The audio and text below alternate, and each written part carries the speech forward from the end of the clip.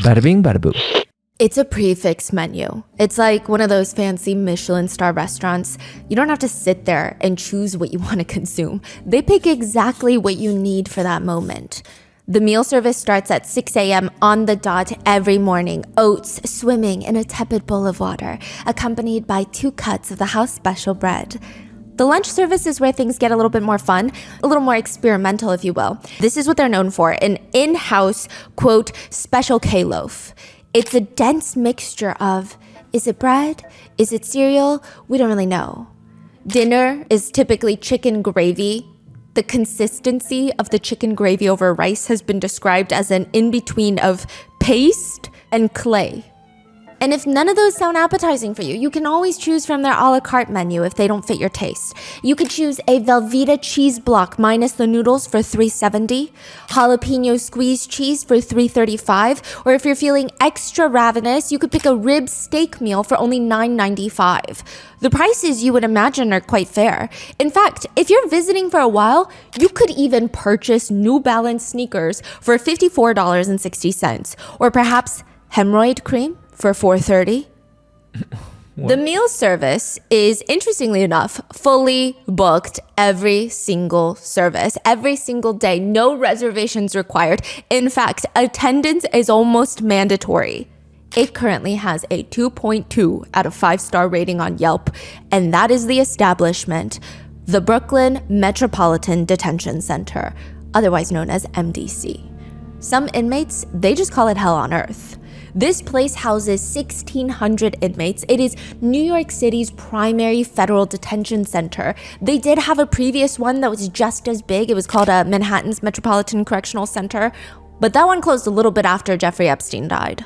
They shut the whole thing down? They shut it down, and now it's mainly the Brooklyn Metropolitan Detention Center. Is that related to the death? Yes. That's crazy. And people have been complaining about both facilities for a really long time. People say it's, quote, pure hell, probably the worst federal detention center in the country. Ghislaine Maxwell's attorney claimed Ghislaine's time at MDC, she was underfed. There were pieces of plastic melted into her food. She had to drink contaminated water. She ended up losing her hair.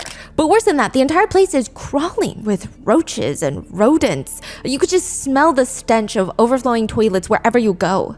Another attorney stated, the worst part is there's no real outdoor space because it's in the middle of Brooklyn. It's just a place to warehouse human beings. Another states, you're subject to a strip search at any given time. You're gonna take off all your clothes. The guards will come in. They're gonna check your mouth. They're gonna tell you to turn around, bend over, and spread your butt cheeks, cough. And then you gotta turn back around, lift your private areas, and squat down. I mean, this prison is disgusting. There's no way, it's a human rights violation. There's rats living through everything. The guest list for this human warehouse is actually quite long. You have Ghislaine Maxwell, Jeffrey Epstein's right-hand woman, R. Kelly, Keith Raniere, this is the NXIVM cult leader, Sam Bankman-Fried, billionaire crypto fraud, and now Sean Diddy Combs. But it seems Diddy's been trying to get out. He's applied for bail twice, and now he's on his 3rd attempt. And there are serious concerns by netizens and conspiracy theories online that Diddy is going to, just like Jeffrey Epstein, mysteriously pass in prison because very, very powerful people around him will not want him talking.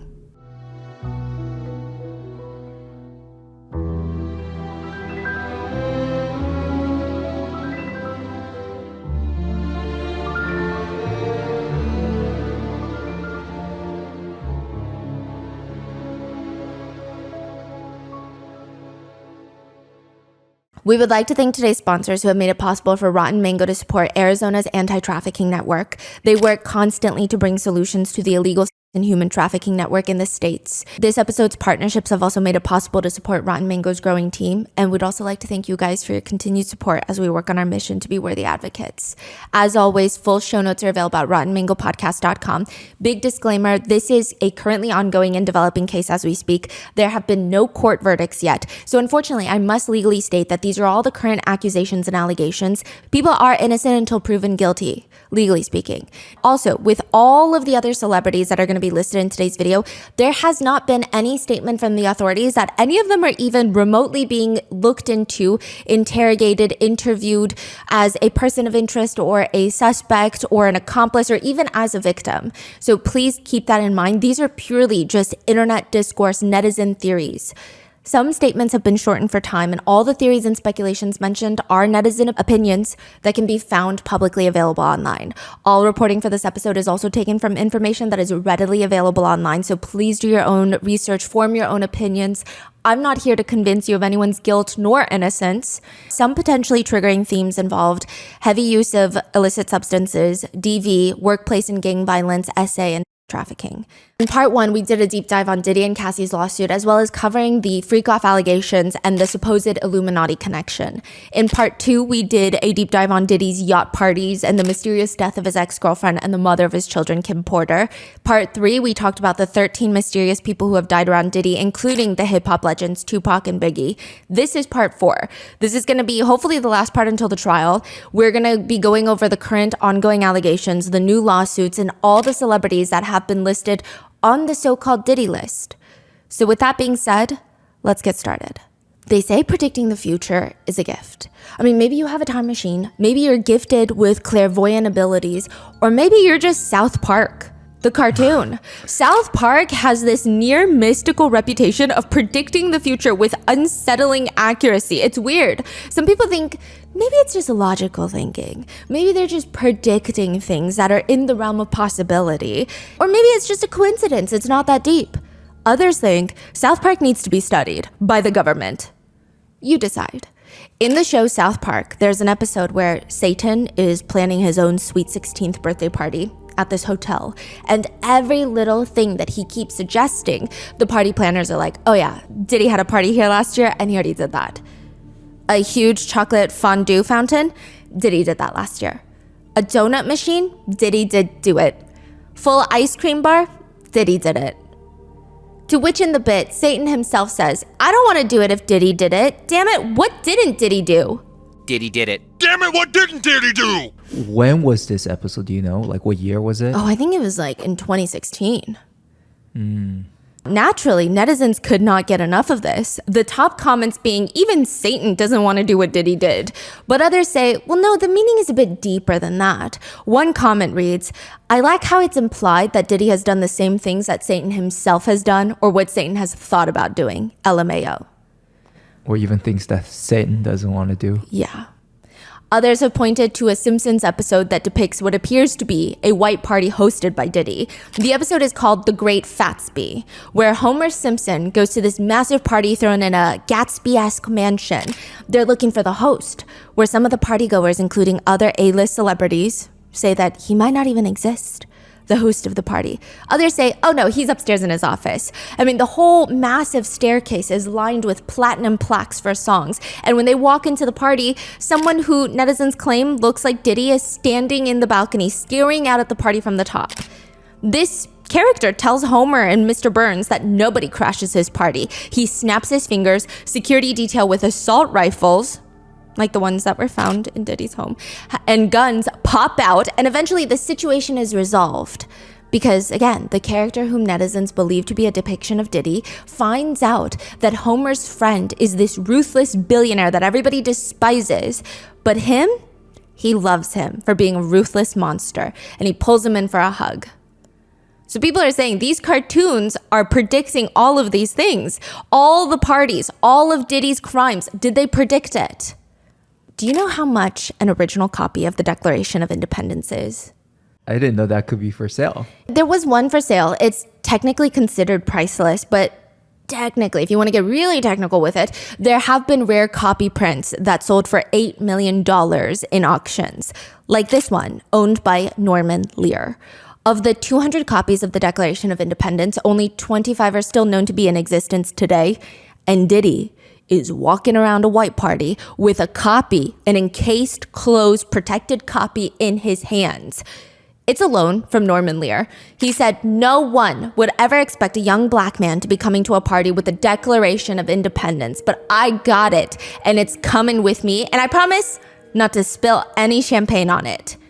This is how crazy his white parties are. Diddy's white parties were the it parties to be at. What kind of other celebrity party has a copy of the Declaration of Independence? I can not even name a single one that I have never been invited to, but who knows? There would be these flaming torches outside the estate, burning all day, all night. Diddy says about the origins of the white parties. I just had the craziest mix of guests. Some of my boys from Harlem, Leonardo DiCaprio after he had just finished the Titanic. I had socialites there and relatives from down south. There were 200 people sitting out there just having a down-home cookout. Diddy allegedly actually called himself the Great Gatsby, which I feel like at this point, after Burning Sun, don't you know, Great Gatsby does not have a happy ending. Maybe not the best way to predict your own future. According to one insider who states they went to his parties, she said, Diddy hired these young women to stand on pedestals on either side of the entrance, just dressed like angels, just standing there. She said it was very Gatsby-esque, maybe crazier. There were synchronized swimmers on the outside. There were topless women parading around in angel wings. But then there would also be group orgies, group sports taking place in the bathrooms with pills being passed around like little appetizers. People said when Diddy winked at you and said, come to the VIP section, you knew you were going to have a really good night. What? He's known to just be a party legend. Diddy was known for saying things like, you think I'm going to stay in the VIP section? I created the fucking VIP section. Fuck the VIP. I want to touch the people. I want to feel alive. What does that mean? He wants to go into the club where everybody's dancing. He doesn't want to stay around in the VIP section. Yeah, okay. He's a master marketer. In one MTV skit about his parties, one person says, Diddy once threw a party on a jet flying around the world. Now, it started on a Tuesday and somehow ended on the previous Sunday. I don't know how he did that. They're flying through time zones, right? Yeah. Is that what they're saying? Yeah. Okay. Other comments, it's hard to say which is more off the hook. A Diddy party or a Diddy after party or a Diddy after party, which is basically just a pre-party for the next Diddy party. There is a picture of Diddy from an old Miami party where he's standing next to a table, and on that table there's this woman laying nude on the table, just covered in food. She's the centerpiece, if you will. He's eating a chocolate-covered strawberry off of her, and people think it's just a little unsettling now. Because, it's all fun and games until you are his private chef. His private chef's name is Cindy. Cindy starts working for Diddy in 2015 at his LA compound, which this TikToks that's like, I'm a personal chef to a billionaire. Here's a day in my life, right? It sounds all fun until you realize that she's working from 9 a.m. until midnight or sometimes even till 2 a.m. in a lawsuit filed way back in 2017. So not even with the recent lawsuits and allegations. This is in 2017. Cindy says she was working every Saturday and Sunday for Diddy and only getting paid $150 per day. Eventually, he enjoys her cooking so much, he bumps her up from 2 days to 6 days per week, but she's still working 9 in the morning till midnight, getting paid $150 per day. That's $10 an hour. The minimum wage now in the state of California is $16 an hour. So albeit this is in 2024, but still. Aside from the pay, Cindy says in more professional legal words through her attorney in the lawsuit that this was pretty freaking miserable. She was traumatized working for Diddy. The lawsuit she files alleges in very professional terms, but for ease to digest, I will paint the picture. Cindy would be cooking in the kitchen, oftentimes in the night, when Diddy would tell her to come serve food to him and his guests in the various areas of his mansion. She would walk in with the food because that's her job, right? And sometimes it was just so clear that they had all gotten done participating in activities. Or sometimes they would be in the midst engaging in group activities while she's just forced to serve food, set the table, if you will. Other times she would walk in to, quote, deliver the food. And when she would walk into Diddy's room, she alleges it's so clear that he just got done having intimate relations. He would just be fully butt naked. She's uncomfortable. You can tell that she's uncomfortable. He could tell that she was uncomfortable, but he would allegedly ask her along the lines of, are you attracted to all of this? Do you like my naked body? In another occasion, Cindy is in the kitchen preparing the meals when a male house guest, one of Diddy's friends, walks in. She looks up, he's butt naked. He had just engaged in activity with another guest of Diddy's, and he's just standing there around naked, asking her to look at him. Look at him down there, and, quote, admire his genitals. Is this person named? No. Cindy is mortified. She immediately files a complaint with her supervisor, another employee of Diddy's. Cindy complained frequently because, first of all, she never signed up to be constantly exposed to sexual activity and talking about genitals. Her capacity as a professional chef, and she's not working on like a explicit set where she knows what she's getting into. This is just somebody's home. This is not what she's been expecting. It seems like the only benefit for working for Diddy is that he did this very interesting thing where he liked throwing away a bunch of stuff because he's a billionaire. Sometimes the stuff he's throwing away wouldn't even be broken or damaged. In fact, they're nice things, they're expensive things. The house staff knew that if Diddy didn't really want it, technically they were free to take it before it's trashed. So I guess there's like a special bucket where they go through the trash and they're like, why is he trashing this? Well, one day the housekeeper comes up to Cindy and is like, hey, these are a few things that Diddy is throwing away. Do you want something? She picks something, and within a few days, she's terminated for theft. Cindy believes, she alleges in her lawsuit, that she was set up. They were sick of her complaining about the sexual harassment and about her pay, which she rightfully complained about. They were sick of her complaining about all of that she rightfully complained about. So they effectively set her up so that they could terminate her. In the lawsuit, she claims she was constantly subjected to unwarranted harassing conduct, verbal harassment, demeaning comments, slurs, visual harassment, and unwanted sexual advances. So no, it doesn't seem like the parties were just all a big ball for everyone. In a separate lawsuit filed by a John Doe, the allegations state that he was invited to one of the infamous white parties in the Hamptons. He actually includes a picture of himself with Diddy. His face is blurred out, but he was just 16 years old. He had a mutual connection to Diddy. He didn't feel like this is something you could turn down. I mean, this is his chance to break it into the industry. The lawsuit includes a supposed picture of Diddy and John Doe at the white party. Interestingly enough, the lawsuit alleges that Diddy took an interest into John Doe, which gets him very excited. They move to a quiet area where John Doe is going off telling him how he's such a big fan. I have these dreams of becoming a star as well. And like the way that you've just done it is so admirable. To which Diddy smiles and allegedly tells him, you have the potential, you have the look, you know?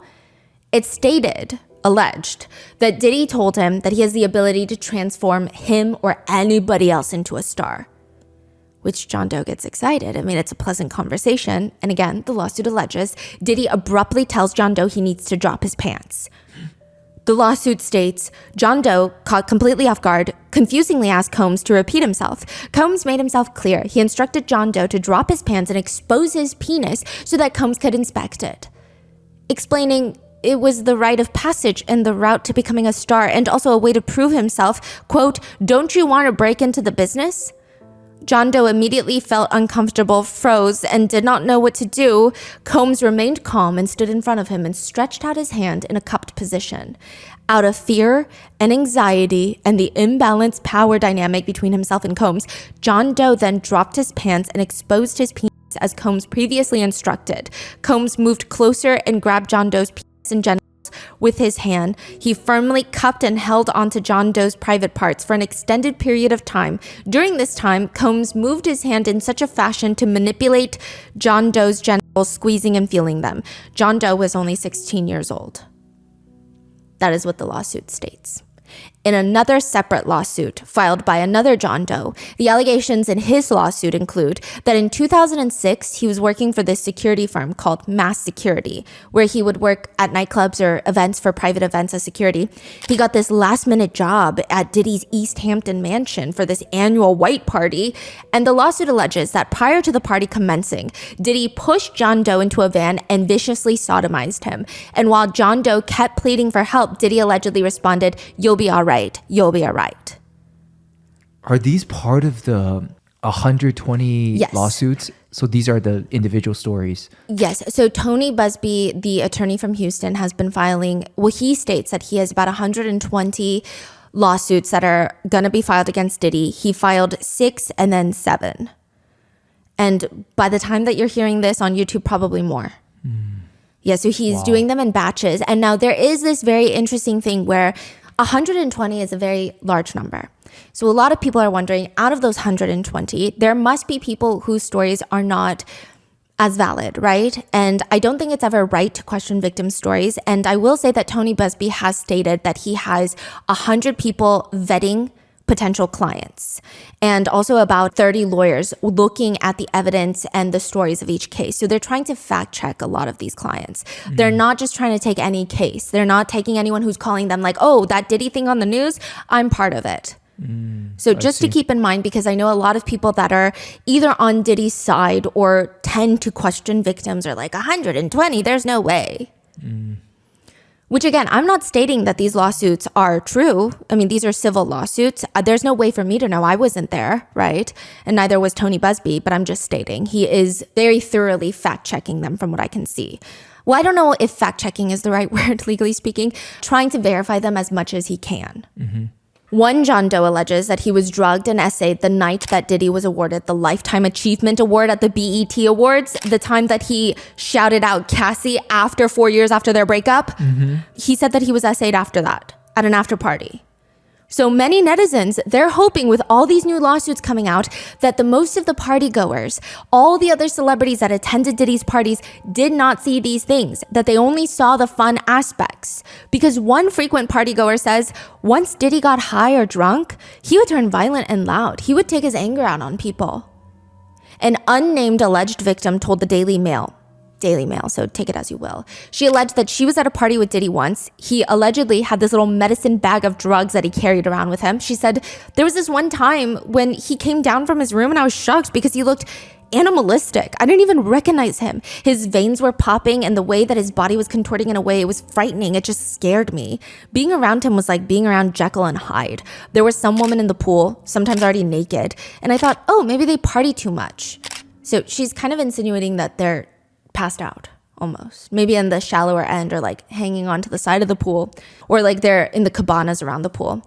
And she says, but no, there were times when the girls wouldn't wake up at all and they would just leave them there lounging by the pool. She claims if she ever asked Diddy's staff about it, like, hey, guys, are you guys seeing this? Is she okay? They would just tell her, she's okay. She's just drunk and hungover. That's what she claims. They said that, they would just say this anytime a girl didn't move at one of Diddy's parties. And Tony Busby, the Houston-based attorney I was telling you about that's representing the 120 potential clients that are in the process of suing Diddy, he says, if you were attending one of these parties, if you will, and you attended before, or you knew what was going to happen, that is, you knew that a particular drug was being used in drinks that were causing people to be coerced and taken advantage of, and you were in the room, or you participated, or you watched it happen and didn't say anything, or you helped cover it up, in my view, you have a problem. You can't hide skeletons in the closet forever. I would expect there are many people out there right now who are desperately searching their memories as they delete their texts and data. So does that mean every celebrity in connection with Diddy helped cover it up? Not exactly. There are a few camps of netizens. Some that believe, obviously, people who just went to a white party, you don't know what they know because these white parties, everybody was going to them. There's just no way that every single person in Hollywood knew what Diddy was doing. But then some people are saying, well, if they were close friends of Diddy and were constantly hanging out with Diddy, they probably knew something. They probably at least knew that he was violent towards women. There's no way that they didn't know anything. That's crazy. When all of his staff and even people that have only seen him a few times have come out to allege these stories, could it be that they don't know anything? That's a netizen opinion. Or there's a group of people that are like, let's not even point any fingers. We don't know what they know. But I will say, for as long as Diddy has been around, there have been people in the industry that have been waiting for this moment. People that don't love Brother Love. In fact, they hate Sean Love Combs with a fire-burning passion. In 2005, a book was written titled Confessions of a Video Vixen by Karine Steffans. Karine is a well-known figure in the industry. She was well-known to appear in a lot of music videos. And it says that she first went to Diddy's parties in Miami. It was, quote, fucking intense. She claims that there were women walking around topless, champagne being passed out, drugs being passed around on the inside. She claims you choose your pill, take your champagne, and that's the vibe for the night. It was intense. Like, the drug usage is just so casual. In it, Karine alleges that when she first met Diddy in 2001, this is around the time that he and J-Lo break up. She says, quote, in retrospect, I realized that I was given to him as a gift by another executive. She claims that she was with Ja Rule and Irv Gotti when Diddy told them, quote, send her to my house. She alleges in her memoir, and that was it. I got the order to go to his house, and that was the first time he and I spent time. She describes herself as being a, quote, party favor, or at least that's what she said it felt like to her. Now, there were no explosive allegations in her book. She claims about her sexual encounter with Diddy as being consensual, but they didn't have full intercourse. It's unclear how far they went, but it just wasn't sex. She writes in her book, after the experience, he said, "You're one of the best." I said to him, same, when in actuality, he was average. Our sexual encounter was pretty straightforward, nothing out of the ordinary. Later, she goes with a friend to Diddy's massive party that he's hosting, and I guess Diddy didn't personally invite her. He didn't know she was coming. The minute Diddy sees her, she alleges, he pulls her to the side, allegedly asking her, "We're cool, right? I mean, we're friends, right?" She says, quote, "I was confused by the line of questioning, but assured him we were in fact cool." He allegedly tells her, "I'm saying though, you know I have kids and a mother and people who love me, and I can't afford for anything to get out. I don't want them to get upset." She claims, she's confused, but reassured him she has nothing but respect for him and his family. But that doesn't appear to be good enough because she states Diddy pulls her friend, the one that she came with, to the side. They're gone for about 45 minutes in the midst of this little party. And he gets back, grabs Karine by the arm, starts dragging her out of there. And it's like, what did you do to that man? What did you do to Diddy? What? She's so confused. He tells her that Diddy allegedly told him to be careful around Karine. Do not let her into his home. She's like, why would he say that? Why can't I be in your house? Like, what do you mean? And he said, Diddy told me, quote, "She'll have you on video with fingers in your booty." What? Karine states that the both of them were so confused, shocked, and eventually they broke out into hysterical laughter on the front lawn of Diddy's Miami mansion because how ridiculous that comment is. What do you mean? What does that even mean? She does clarify that she was not one of Diddy's victims, but she also writes in the book, this is obviously condensed, but at Diddy's, I was received with open arms by him and his entire staff. Everyone in the home was devoted to Diddy and catered to all of his needs, and for the afternoon to all of mine. I began to understand the hype around Diddy, why he was a pop culture icon. He's got that star quality, that's something that draws people to him and makes them want to be in his space and take part in his world. I was no different. By the end of the afternoon of meeting him, I'd become easily enamored. Okay, so what was that whole encounter about? So he saw her, showed up at the party. He freaked out, pulled the guy away to tell the guy to not trust this woman. And what's the reasoning, intention? Like, what's going on here? Some netizens have deciphered, because the book is a little bit confusingly written, has deciphered this as evidence that he might have been into some activities that we're not privy to, which I don't think is that big of a deal as long as it's consensual with adults. Some people are pointing to the fact that okay, so yes, they're saying that they did certain activities that Diddy does not want anybody to know. Yes. The fact that she showed up again, now he's like, "Oh, who are you telling people about this?" Yes. And he's freaking out about that. and he's trying to discredit her and isolate her, is the allegation. I mean, I don't even know if this conversation actually took place, right? But I'm just letting you know what's out there. She said that she would eventually snap out of it, but there were still a few people around Diddy that were not enamored by Diddy. He has some lifelong haters, one of them being Miss Wendy Williams. Before Wendy Williams was the Wendy Williams, controversial talk show host, she was just getting started as a radio personality. She was signed with Hot 97, one of the coveted spots at the time. One would argue that she was a yapper on this show. Others would say, you have not seen yapping until you saw her on Hot 97. It was crazier back then. I don't know if defamation laws were looser back then, but Wendy would go to work and just ready to start some shit. One of her targets back then was Diddy. It does not appear that she intentionally targeted him, but she did state that she had obtained a very interesting photograph that allegedly showed Diddy and another man in a compromising position, which, you know, maybe Diddy likes men. Okay, I will say, the conversation of Diddy liking men, I don't think it matters. I understand why some people might use it to confirm some of the allegations in the lawsuits, because some of the victims suing him are obviously men. So it's like confirmation. Other than that, I don't think his sexuality plays a role in this at all. And I do think that what she did today would be very controversial. If that picture is true, why would you out a public figure, or anyone for that matter? But it gets wilder. Around the same time, she states that she has this infamous photo of Suge Knight from Death Row Records with Diddy's son, Justin. Remember the whole East Coast can't even take care of their own? That hadn't been released yet. So she's like, I have it and I could post it on my blog. The story is that Wendy was gonna release all of it, and Diddy is pretty much sick of her at this point, is the allegation. According to outspoken Gene Deal, the former bodyguard to Diddy, he states that by this point, because of the success of Bad Boy Records, Diddy's label, quote, motherfuckers didn't breathe hard if Diddy didn't want them to. Diddy allegedly calls up the executives that own Hot 97 to either get Wendy off the air. One allegation states that he even says something along the lines of, if I'm in New York City and I hear that voice on the radio, you're never gonna have another artist song nothing from me. Which Hot 97 would lose a lot of business if they can't air Diddy's record label songs. Within a few days, Wendy, one of the biggest hosts on the station, is suddenly in Philadelphia. She's not in New York City anymore as a host. She's a host on a radio show in Philadelphia. They fired her or let her go? It seems like it, if this is all true. A lot of netizens agree, yeah, threatening to release a photo like that of someone doing intimate things is pretty horrendous. Potentially outing someone is also horrendous. But some netizens would point out, given everything that's happening right now, nobody feels sympathy for Diddy. And on top of that, they question why someone at his level would have such a big reaction to a photo if it weren't real.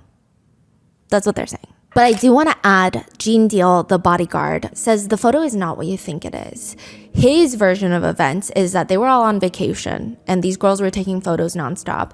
And on this trip, one of the guys decided it'd be hilarious to pull down Diddy's pants to expose all of his privates. So as he's like bending down to expose all of his privates and pull down his pants, Diddy's private parts, I guess, whip out and the picture gets taken so it looks like another man is about to perform something on him. But he says it just wasn't true. It was like a prank. But he claims that's the picture that was allegedly sent to Wendy Williams with a whole story of how Diddy is into men. Regardless, Wendy Williams gets dropped in New York City. She's got to go to Philly. The long-standing animosity between the two is pretty strong. Wendy alleges that Diddy would send a bunch of girls to try and jump her outside her radio station. Once upon a time, there was a music mogul who sent his all-girl group to beat my ass in front of the radio station. She alleges that Diddy, quote, single-handedly tried to sabotage her career. She writes in her book, "The hell he put me through, I will never forget it. But I don't hate him." But later, during her talk show, she was one of the few that extensively talked about the power dynamic between Diddy and Cassie, saying things like, my thing is, when you date a mogul, it's really difficult to avoid them. Even if you use your head, you never know when they're gonna pop up on the scene. Like, they could find out what hotel you're staying at. They could just pop in, pop out. They have too much power in this world. Wait, I'm so sorry. What is she referring to, though? Cassie and Diddy, so when they would constantly break up and get back together, and Diddy would publicly reach out to Cassie through social media to try and win her back during their on and off relationship. A lot of other people were debating whether or not that's romantic, but Wendy says, I suggest don't use social media, though, to reach out. This was a grand overture from Diddy. I don't believe he really wants her back or wants her. I believe he probably treated her at some particular point like a possession. If you really care, then you would reach out privately, not publicly. There were these comments here and there that indicated that they never really resolved things until 2017. Diddy makes an appearance on the Wendy Williams show. What? And people think it is so awkward. The whole thing feels tense. They're both trying to dance around each other. Not really, but like figuratively during the entire interview. I don't think netizens are reading into it. I was watching it, and I've been watching lots of Diddy interviews on Ellen DeGeneres' show, Conan O'Brien, Jimmy Kimmel. He does not seem relaxed or happy around Wendy Williams. He keeps having these moments where he's smiling, but his smile drops so quickly. It's like he keeps dropping his smiling mask. But why did he go on there? Nobody knows. One part that's been going very viral on social media is Wendy Williams is bringing up her son. She says, and let me tell you something, as a mother of a now 16-year-old boy, Diddy interrupts her, who I met backstage. He's a great young man. Who I met backstage, he did? He's a great young man. Oh, thank you. Yeah. Wendy Williams looks so uncomfortable. She briefly thanks him, but looks like she loses her train of thought. She spaces out and stutters a bit. Diddy is just staring into the depths of her soul during this. Many netizens have since commented that it felt like Diddy was trying to tell her, like, that's a threat, play nice. I just met your son. Another netizen comments, the way she hesitated, you just know that she wanted to say, you stay away from my son, but realized that she was on air. It is a very unsettling moment. But there is someone who might hate Diddy more than Wendy Williams, and that is 50 Cent. If anybody is going to be a hater of Diddy, it is going to be 50 Cent. This man, talented in his own right, obviously, but like he could make a full-blown career out of hating Diddy. He has been saying for years now that he freaking hates Diddy. In 2006, he released a diss track called The Bomb, where he insinuates that Diddy had something to do with Biggie's murder. The lyrics read, who shot Biggie Smalls? We don't get him. They're gonna kill us all. Man, Puffy know who hit that guy. He's always said Diddy was someone who was just a businessman that liked to take advantage of creatives. 50 Cent said, I don't have any interest in doing things like that. I actually fall under the creative side, so I just didn't take to hanging out with him like that. He said that he thought Diddy was strange. In an interview once, he said, he asked to take me shopping. I thought that was the weirdest shit in the world because that might be something that a man says to a woman, and I'm just like, nah, I'm not with this weird energy or weird shit coming off the way he was just moving. Like, from that, I wasn't comfortable around him. No, but me and you, we ain't party. Like, we need to party. What is he talking about? That's the kind of stuff that when people say that to me, I get a little uncomfortable. In response, Diddy went to the Breakfast Club podcast and he was asked, and he said you did the same thing to him. You asked him to take him shopping. Yeah, I thought he needed some clothes. In another concert, 50 Cent said, that's why I don't go to no puffy parties. He can hug you from the front and the back at the same time. Look, if you into that, I'm fine with it. To each his own. I'm just saying this shit my motherfucking kind of party. In another segment, he says, I've been talking to a therapist to try and help me with the shit I've been saying, you know? Some crazy shit on my mind. Maybe I said some shit about Puffy because he got Tupac killed. So he's always leaving these little weird hints of things. I mean, the two of them... like, not even leaving hints. He's straight up calling him a murder, right? Yeah, twice for Tupac and Biggie. Right. Yeah. Wow. Now, the two of them, they started off more so as industry competitors. They had competing alcohol brands, but somehow it escalated into them just dissing each other publicly. 50 Cent allegedly called him a bloodsucker, saying things like, I guess that means I'm not invited to the white parties in the Hamptons. And to describe Puffy in one word, it would be bitch. He said that. Yes. 50 said that. Yes. Okay. He also stated that Diddy is not an artist. He just takes records and sings them. He's not really an artist. Quote, he's the guy that stands next to the guy. He's the guy standing next to Biggie. He's a party promoter. He's a producer. He's a businessman. A lot of other things, but he's not an artist. To which Diddy cryptically responds, I love my people. Let's stop the hate, man. Congratulate. Hate is for suckers. If you hating, you're a sucker. And you're ashy. And your breath is stinky. And you know who I'm talking about, you hating ass crap. But interestingly enough, 50 Cent's mother of his child gets listed in a lawsuit by Lil Rod. Wait, 50 cents? The mother of his child gets listed in passing in a lawsuit. Not as a defendant, but it is alleged that she was having intimate relations with people at Diddy's house. Which, side note, later on the Breakfast Show, later in 2018, the podcast host brings up 50 Cent and Diddy. Diddy says, I don't have no beef with 50. Hey, yo, I don't have no beef with I don't know why. With 50. He loves me. I mean, y'all can't see it. No, we can't see it. Y'all can't see that he loves me? But see, you really, hold on, you really think that's hate? You know he loves me. I don't think he like you. You know he loves me. I don't think he like you. Okay. That's Diddy's response. Okay. He continues, you know, when he does that, it's like funny to me. I don't really take it personally. I know he has a different sense of humor and he's just not in my life. We don't have to ever cross paths, and I will never say nothing negative about him, you know, because that's just not me. But no, Diddy, he really, really does not like you. Anytime there would be any negative news about Diddy, 50 Cent would turn his Instagram page into a multifaceted hate page towards Diddy for years now. Even when Keefe D was arrested for killing Tupac and Diddy was named by him, 50 Cent posted, damn, so Tupac got lined by Brother Love? LOL, time to lawyer up. Shit might get sticky. Telling who? Diddy to lawyer it up? Yes. And now we have come full circle with Christian Combs, Diddy's son. After Diddy's homes were raided by the feds, he released that diss track. And he was actually listed in a lawsuit. He's been accused of SA, but he released that diss track called Pick a Side, in which he takes a shot at 50 Cent, saying all that gossip shit is whack when all they had was 50 Cent, who put the city on the map. Stop lying. So he's basically saying 50 Cent is acting like he put the city on the map. Don't lie to yourself. 50 Cent then posted and deleted on Instagram, I feel so threatened by the things Christian is saying on his record. I'm afraid for my life. Please don't hurt me, guys. He's being sarcastic. He has since taken it down, but he is currently working on a series about Diddy with Netflix. Oh, that's right. Yes. Is there any more information on that? Is it just He did joke that he was going to title it Diddy Do It? That's all we know? Yeah.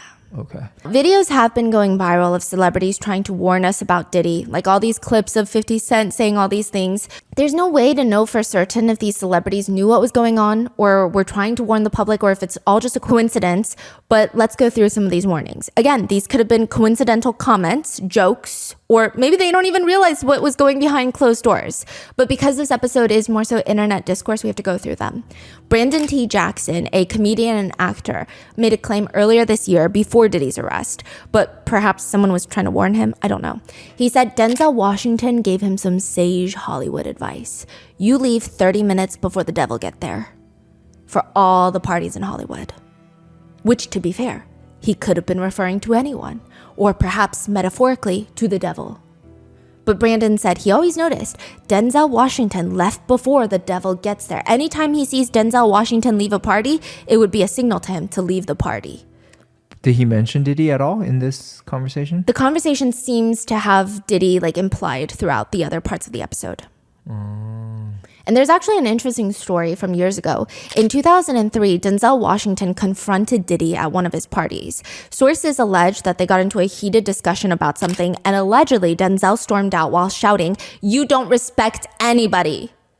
Which nobody knows if this actually happened or why, but it's a very interesting thought. We're going to come back to Denzel Washington in a little bit because there is a very vocal alleged victim of Diddy's parties. Well, I guess I could just summarize it here. Allison Carter, she has stated, she's kind of insinuated that Denzel Washington is also involved, but I don't know. There's a lot. There's a lot there, but just keep that in mind. Earlier in 2024, before Diddy's arrest, Cat Williams went on a talk show to say all these big dick deviants is all catching hell in 2024. It's up for all of them. It don't matter if you Diddy or whoever you is, all lies will be exposed. The truth is the light. It don't matter if you Diddy or whoever you is, all lies will be exposed. That's all. Cat Williams claimed he was blackballed from the industry because he's been in the game for so long and he has been gathering information, intel. He knows everybody's secrets and they all know that he knows. He claims, now I've had to turn down $50 million 4 times just to protect my integrity and that virgin hole I was telling you about. Right. Because P. Diddy be wanting to party and you gotta tell him no. Oh, that's where this line came from. Yes. Ah. Some would even argue that Diddy warned us. For a Vibe cover called Puff Daddy, It'll Never Be Over, Diddy ominously tells the reporter about this vision he has in his mind. And this vision is just always in his brain. He says it's like a picture out of one of those old movies where a man has been wrongly accused and the whole town is gathered to watch him get hanged. This man is up on a platform with his legs dangling in midair, only instead of choking, he refuses to die. Days go by and he's still hanging in. The townspeople are throwing rocks at him, but he won't give in. Finally, they cut him down. That guy is Sean Puffy Combs himself. They cut him down and he just walks away. He starts yelling, I raise out of the coffin. It will never, never, never, never be over. Never, motherfuckers, never. What's the context behind that? Oh, I think he's just talking about how people are trying to take him down. And when was this? Was this years ago? A long time ago, when he was still going by Puffy. I see. In one interview with Ellen, Diddy is sitting there and they're both discussing the incident where Chris Brown beat Rihanna and was charged with felony assault, guys, where Ellen says, I don't want any girl watching this, which, by the way, I do want to clarify, Ellen DeGeneres has... She's got her own issues. So this is not me being like, oh, Ellen DeGeneres said this. No. Okay. She says, I don't want any girl watching this to think it's okay to go back to a guy who hit her. Diddy responds, and he seems angry. I don't think it's right for anybody to hit anybody at the end of the day. I don't think it's right. I think we all have to be honest with ourselves as adults, though. And people that have been in relationships, and we know that sometimes these relationships get ugly. And sometimes it doesn't come out into the forefront, like this one has come out. There's a lot of stones being thrown, and we don't know exactly what's going on. These are two young individuals, and we need to pray for them. We need to give them certain support. It was a dark time for them, and I was there more as a support. That was it. Wow. Knowing what happened closed doors, yeah. Then you listen to this, you know exactly what he's trying to say. Yeah. When any news comes out about violence against women and to see certain men respond in this way, it's always very alarming. I always take notice of it. Because it's just, that's not a normal response. That's bizarre. Immediately afterwards, it's tense and he's staring like he's about to, I don't know, but then he gets up and tries to lighten the mood or do damage control or hide his seething anger, I don't know, by asking, "Can we dance?" It is incredibly bizarre. So even Ellen was like, I don't know what to say now. Yes, because I don't think she was expecting that. I think she was expecting him to be like, yeah, I don't think girls should go back to people who hit them, because that is a very standard general response. But he's very close friends with Chris Brown. In fact, he even states that he was the one trying to get Rihanna and Chris Brown to stay in his house together after the assault to work things out. Imagine trying to force a victim to be in the same place as her assaulter. That's freaking crazy. What is there to work out? You're a felon. Okay, he said that on TV or? Yes, he told Ellen Rihanna about it. Oh, whoa. One netizen comment reads, "It's crazy that we're discussing violence against women and Diddy wants to dance right after. It's disturbing. He truly is a twisted individual." Another writes, "The psychopathic look he gave at the very end before he asked to dance is very telling." Others just comment, "Spoken like a true abuser." There is a resurfaced video where Diddy is playing a game where he's given a card. He has to fill in the blank, and the statement on there, the card reads, "When I die, I want my last words to be." Diddy thinks about it and he responds, I did it. He means, I did it. You know, I made it. I made it, right? But obviously, social media thought it was crazy, a little ominous, and they're having a field day with this one, writing, "Well, there's a confession right there. This didn't age well. You sure did, and that's why you're in jail, buddy."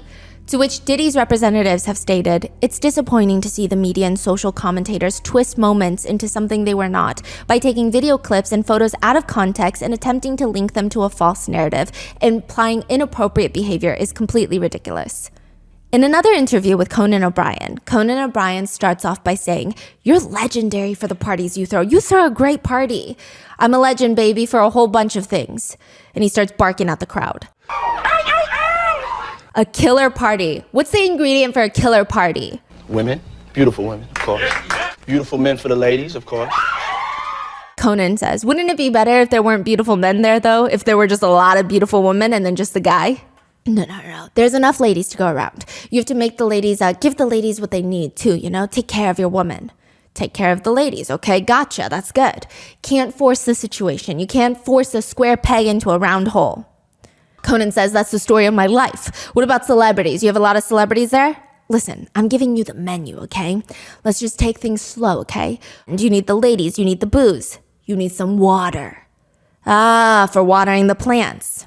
A lot of ladies drink water at parties. They just, you know, so if you don't have what they need, they're gonna leave. Gotta keep them there. You need locks on the doors. He said lock the doors? Yes, this is being pulled up in hindsight because there's a video of Diddy and Young Miami, his then on and off girlfriend of the City Girls, right? There is a video where he takes Young Miami into a room inside the house and there's like a deadbolt from inside. It's very weird. On an interior door. Yeah, so it's just people are like, we don't know what the purpose of that deadbolt is, but it's definitely weird. Right. It's definitely not a normal thing. It's not even like a safe code so that certain people, Yeah, even say that as a joke. Is weird. It's freaking weird. And scary, yeah. And Conan O'Brien says, "Okay, this is sounding kind of dangerous now. It's a little kinky, but you know, rock with me. Just check it out. You need a lot of heat." Heat? You mean physically? The place has to be hot? Yeah, you don't need air conditioning. Why is that? Heat affects the alcohol, and it also affects, like, you know, everybody gets a little more comfortable and loose, builds up a nice little sweat. What? That just sounds disgusting. Depends on the way you look at it. So you're saying it starts getting sexy, is that what you're saying? Yes, sexy. New word for you. Let me finish. You just need music, and then you need me, of course. Comments on the video now read, "Self-snitching, a national pastime." In a separate interview with Conan O'Brien, Conan randomly brings up, let me ask you something. I don't know if it's just a made-up myth or if this is true, that anytime you go into a hotel, you don't check in the way everybody else does. You send someone ahead to prepare the hotel room for you. It's called preparing the sexy. which if you guys know in the lawsuits with the Freakoffs, it said that he would send his assistants to get ready all the Freakoff supplies, allegedly. That's candles. I like candles. Which in Cassie's lawsuit, it's alleged that he would fix the candle lighting, like he's producing his own video while he's filming these acts. He says, I like tuberose, that's a scent that I'm attracted to. You know, I like lilies, I like white orchids, I like roses, things of that nature. You know, I'm into baths. You know, I like my bath at the right temperature. So, you know, it's just little things that I personally like. You have to make sure you go through the proper measures to make sure that your sexy is there when you arrive. People think that he's talking about freak-offs. People are having a field day with these old clips, digging up old clips. There's another one where Diddy talks about his legendary parties and he says, they won't give me a permit to the parties, man. They don't want me to throw the parties no more. But we ain't gonna stop. We're gonna keep having fun. You're gonna keep hearing about my parties. They're going to be shutting them down, probably be arresting me. Doing all types of crazy things just because we want to have a good time. You're going to hear about my parties. They're going to be shutting them down. They're going to probably be arresting me, doing all types of crazy things just because we want to have a good time. When I first started researching the Diddy case, there were 12 lawsuits that were filed against Diddy and the federal indictment that was unsealed. Very quickly, another dozen lawsuits were filed and probably more by the time that you're watching this. But we are just going to go through some of the new revelations, new allegations from the newly filed lawsuits. There have been longstanding allegations that he would put date drugs into the alcoholic beverages at his party. There have been lots of people that have been coming online to allege he had a section for drinks that only girls would drink, and then a section for the artists, for the label makers, for the people that are not allegedly going to be drugged. So he had drug drinks and non-laced drinks. That is the allegation. One lawsuit even further alleges that it would be in the champagne glasses that they would hand out at parties. Specific mixed drinks like lemon drops would be laced with drugs because primarily these are drinks that more women tend to gravitate towards. Or maybe specifically, other people would be told, allegedly, hey, don't drink the lemon drops at this party. One lawsuit alleges it's not even just about the drinks that are circulating at the party. Multiple lawsuits have alleged that when you walk into his party, you would have to sign an NDA. Now, this part is not, it's a little gray area for sure, okay? But you would have to sign an NDA. And once you walk in, they would make you take a shot. They're like, you sign the NDA, and this shot is a prerequisite to coming into the party. And some believe that those shots specifically, some were laced, some were not. So it's like maybe it's a pre-approved, these are the types of people I want to be drugged, allegedly. I wouldn't know how it works in the back end, but I'm just saying it is very weird because it's not Diddy himself that we're giving these shots out. Others allege that even the baby oil was laced, and that's why there were 1,000 bottles of the baby oil in his house, because it just doesn't make sense to have 1,000 bottles of baby oil. Yes, Americans buy in bulk, but 1,000 bottles of baby oil just, that doesn't even make any sense. And then you have Gene Deal, the former bodyguard, saying that's weird. You have other people like the Jonathan Odie. I don't know how credible he is, the man that was arrested at a Trump hotel shooting back then. He said that they were transporting liquid cocaine. He's definitely more of a conspiracy theorist, but still, there have been long-standing allegations. One lawsuit reads, quote, dousing victims in lotions or similar body oils also laced with GHB so that the drug would be absorbed through the victim's skin and make it easier to take advantage of, exploit, and assault him or her. What's GHB? The date rape drug. One lawsuit alleges that he would also say things like, this is what it takes for you to be famous. What are you willing to be a star for? Perform insert act or else. Other lawsuits claim he would say things like, when else do you get to drink with a millionaire? One of the more shocking lawsuits filed as of recently is Jane Doe, who alleges that she was 13 years old when she was assaulted by Diddy. These are the allegations set forth in her lawsuit. And again, allegations until they're proven true in the court of law.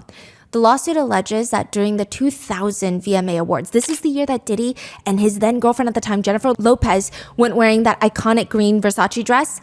The plaintiff, Jane Doe, claims her friend dropped her off at the Radio City Music Hall so that she could try to get into the VMAs. So she's just a fan. She's just a fan of the VMAs. She wants to go. She claims that she was outside when she saw a ton of artists and famous people arriving. She didn't have a ticket, but she really wanted to get in. So she went and tried to talk to the limo drivers that were outside.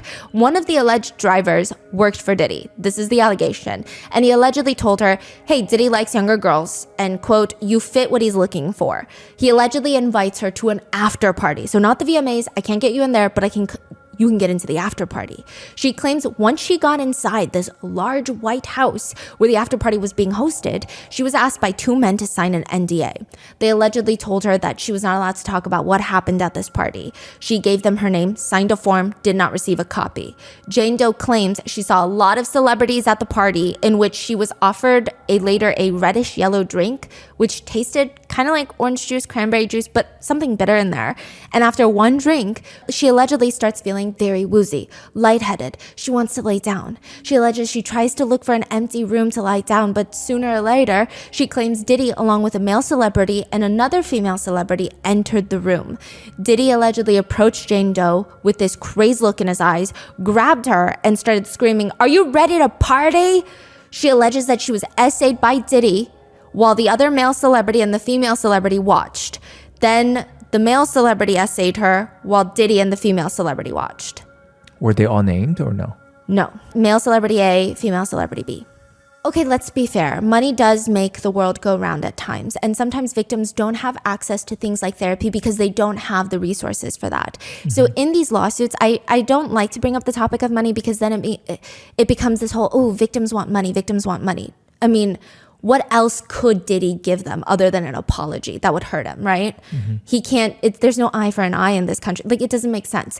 So it's stated that potentially it's a technique where you don't list the celebrity, but you file this lawsuit and you go to that celebrity privately and say, I haven't listed you yet, but if you don't want to settle privately, I could list you. Like, I could name you. Yeah, and I could file a lawsuit against you as well. So I guess we'll have to wait and see. Now, in one lawsuit, John Doe alleges he attended a party around October 2021. So this is very recent. He states there were several well-known artists in attendance, and he claims that he was drugged and gang essayed. In a separate lawsuit, another Jane Doe alleges that after Diddy essayed her, he threatened her, "You better not tell anyone about this or you will disappear." A few establishments were also listed in a few of the new lawsuits, Macy's, the department store, being one of them. In one lawsuit, John Doe alleges that in 2008, he was working for one of the more popular streetwear clothing brands called Echo Clothing. This is around the time when Diddy was trying to take Sean John to the next level. They were Sean John's competitors. One day, the lawsuit alleges Diddy comes into Macy's flagship store in Manhattan with 3 of his bodyguards. He allegedly stomps his way over to the stockroom, pistol whips the defendant, and forces him to perform orally while shouting, "I will kill you" at him. Allegedly, while essaying him, Diddy is accused of pulling his hair while making derogatory comments like, "You like that, white boy?" The lawsuit continues that after the assault, Combs proceeded to gather Sean John merchandise from the stockroom, leaves the stockroom, and headed out to the Macy's retail floor, where he began passing out merchandise to an adoring crowd as if nothing happened. The lawsuit further alleges that John Doe went to Macy's security to report the assault. He was allegedly told by somebody that someone will come speak with you about what happened, but it never happened. Nobody came to speak with him, and he alleges, quote, "Shortly thereafter, Macy's stopped letting John Doe into the flagship Herald Square store." He further alleges that the CEO of Macy's pressured Echo executives to fire John Doe because Macy's had just signed a multi-million-dollar deal with Sean John Clothing. This is crazy. Marriott International has also been named in one of the lawsuits as a defendant. The lawsuit states that Marriott management was well aware of Diddy's activities and management and other personnel, quote, looked the other way, essentially alleging that Diddy was able to commit violence through use of Marriott's premises, hotel staff, and employees who were all allegedly profiting from such activities committed by Diddy. One lawsuit reads, Combs manipulated both men and women to participate in highly orchestrated performances of sexual activity with both commercial workers and unsuspecting partygoers. In some cases, these were individuals who were contractors or vendors. In other cases, they were random individuals pulled from a hotel lobby or show or off the street. And in one of the more recent alleged cases of abuse, according to a lawsuit, John Doe claims to be a businessman from LA. He attended a launch party for a new Ciroc product. According to the allegations listed, John Doe claims that he was invited since he already had this established working relationship with Diddy. John Doe works in LA, specializing in renting out luxury cars and jewelry. So he's invited personally by Diddy, is the allegation, which he thought this is a great way to network and market his business to other high-profile clientele. So of course he goes. Now, according to the allegations, Diddy asks John to come into his private office Which isn't crazy, because John's thinking, okay, we're going to talk some business. But instead, he claims Diddy was drunk, acting strange, and was moving closer and closer to John while taking off his pants. He alleges he walks up to John and allegedly grabs John's genitals through his pants, quote, squeezing them in a rough and manner. The lawsuit further alleges the situation escalated until another individual, professional athlete A, unnamed, professional athlete A, entered the office and intervened, which ended the Combs assault on plaintiff of John Doe. There's another lawsuit filed by a John Doe, a personal trainer who claims he was assaulted by Diddy as well in 2022. The lawsuit alleges that John was invited to a party held by Diddy because he was impressed by his personal training and might want to feature him in a video. The personal trainer was allegedly greeted at the door where he signed an NDA, and upon entering, he claimed that he was given this alcoholic beverage that he had to drink as, quote, another condition to gain entry into the party. Once inside, the allegations further continue. John saw a ton of other celebrities there, which was overwhelming. He started feeling dizzy or disoriented, weak, which was weird because he only had one alcoholic beverage. He felt drugged. The lawsuit alleges that he was guided into one of these smaller rooms where, quote, he observed approximately a dozen individuals, including several well-known figures who were engaging in group activities. The lawsuit reads, at this moment of realizing his significant impairment, Combs approached plaintiff, John, and removed his pants and began performing non-consensual oral sex onto him. Combs then directed John to perform oral sex on another individual in the room known as Celebrity A. Due to the haze of the drug he had been clandestinely served, John Doe could not resist Combs' coercion and ordering. He felt trapped inside of his body, unable to control it and understand what was happening around him. As a result, John Doe was forced to perform non-consensual oral sex onto Celebrity A. After Celebrity A finished, this individual spit into plaintiff's mouth. The lawsuit further alleges, while in and out of consciousness, individuals at the party forced plaintiff into sexual acts with both men and women, and, quote, these individuals, including Combs, essentially passed plaintiff's drugged body around like a party favor for their sexual enjoyment. When plaintiff finally regained consciousness, he found himself outside of his apartment, disoriented, without a shirt and without his phone. Plaintiff is unaware who took him back to the apartment or how he got there. He alleges that this happened on the night of the BET Awards, 2022. Was that another one that was mentioned earlier? This is the further. The same. Yes, but same more person? detail. Yes. Same person, okay. In another allegation filed in a lawsuit, Jane Doe claims she was invited to a party in December of 2022. She claims she noticed all of Diddy's employees at the house party pushing drugs onto the guests, the staff. She alleges she only drank a single glass of wine, where the allegation is she felt trapped inside of her body, and then Diddy allegedly essayed her. The lawsuit reads, plaintiff discovered blood on her legs from her vaginal area and bruising on her hip. She also found deep imprints on her arms and wrists, suggesting that she had been tied with ropes. Additionally, she felt significant pain and soreness in her vaginal region. Do you know who Aaron Hall is? He's a huge R&B singer from back in the day. He was listed as one of the defendants in one of the lawsuits. Liza Gardner alleges in her lawsuit that Diddy and Aaron Hall had taken her and her friend back to Aaron Hall's apartment for a party. This was way back then. And Liza remembers being offered more drinks and coerced into having intimate relations with Diddy. She alleges that after Diddy was done, she just laid in the bed, shocked and traumatized. As soon as she's trying to get dressed, Aaron Hall allegedly barges into the room, pins her down, and forces her to have intimate relations with him. When he finally leaves her alone, she claims she quickly got dressed, ran out of there, and her friend was also allegedly essayed by the two. She said that they swapped rooms. So while Diddy was allegedly essaying Liza, Aaron Hall was with her friend, and then they, quote, swapped and they switched. Liza thought perhaps the nightmare was over, but a few days later, she states that her door to the apartment slams open, Diddy runs in and allegedly starts choking her until she passes out. She said that he was scared that the girls were going to tell his girlfriend at the time what happened. Not the police, but the girlfriend. Which was? I believe not someone famous at the time. Okay. Aaron Hall, the R&B singer, he hasn't responded to the allegations, but an old interview of his has been popping back up. It's pretty bad. Some netizens feel as if he has admitted right then and there, but it's up for you to decide. A lot of people remember him being one of the smoothest, more romantic R&B singers back in the day, but turns out he likes to brag about being a pimp.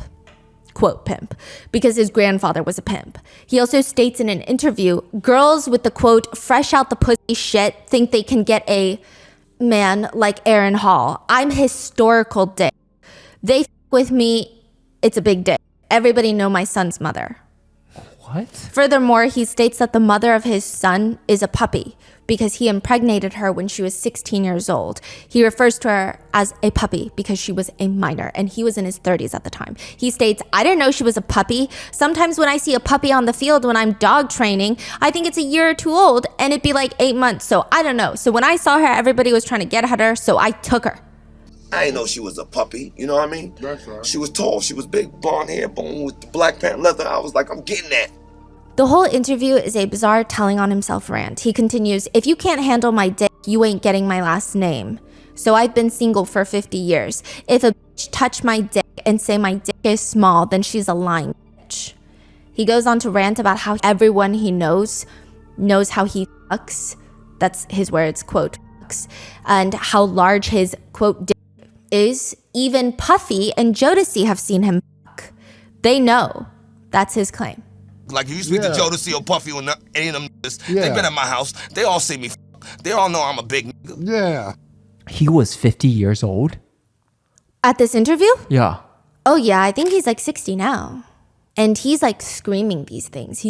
It's very scary. He admits in the podcast, I can say to you that I've smacked a lot of bitches and gone off on a lot of bitches, but it's because I've never been raised or had my mother cook me any meals.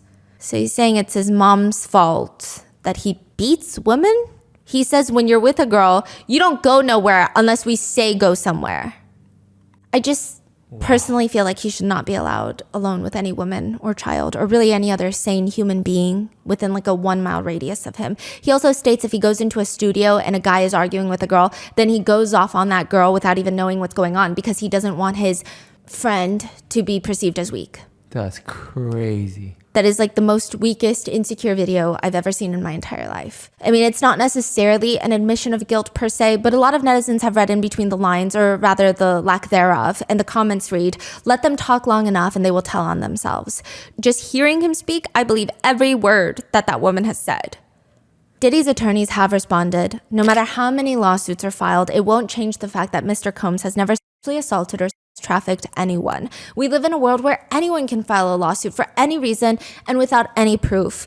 Which, side note, I mean, yeah, but technically, what about the indictment? Fortunately, a fair and impartial judicial process exists to find the truth, and Mr. Combs is confident he will prevail against these and other baseless claims in court.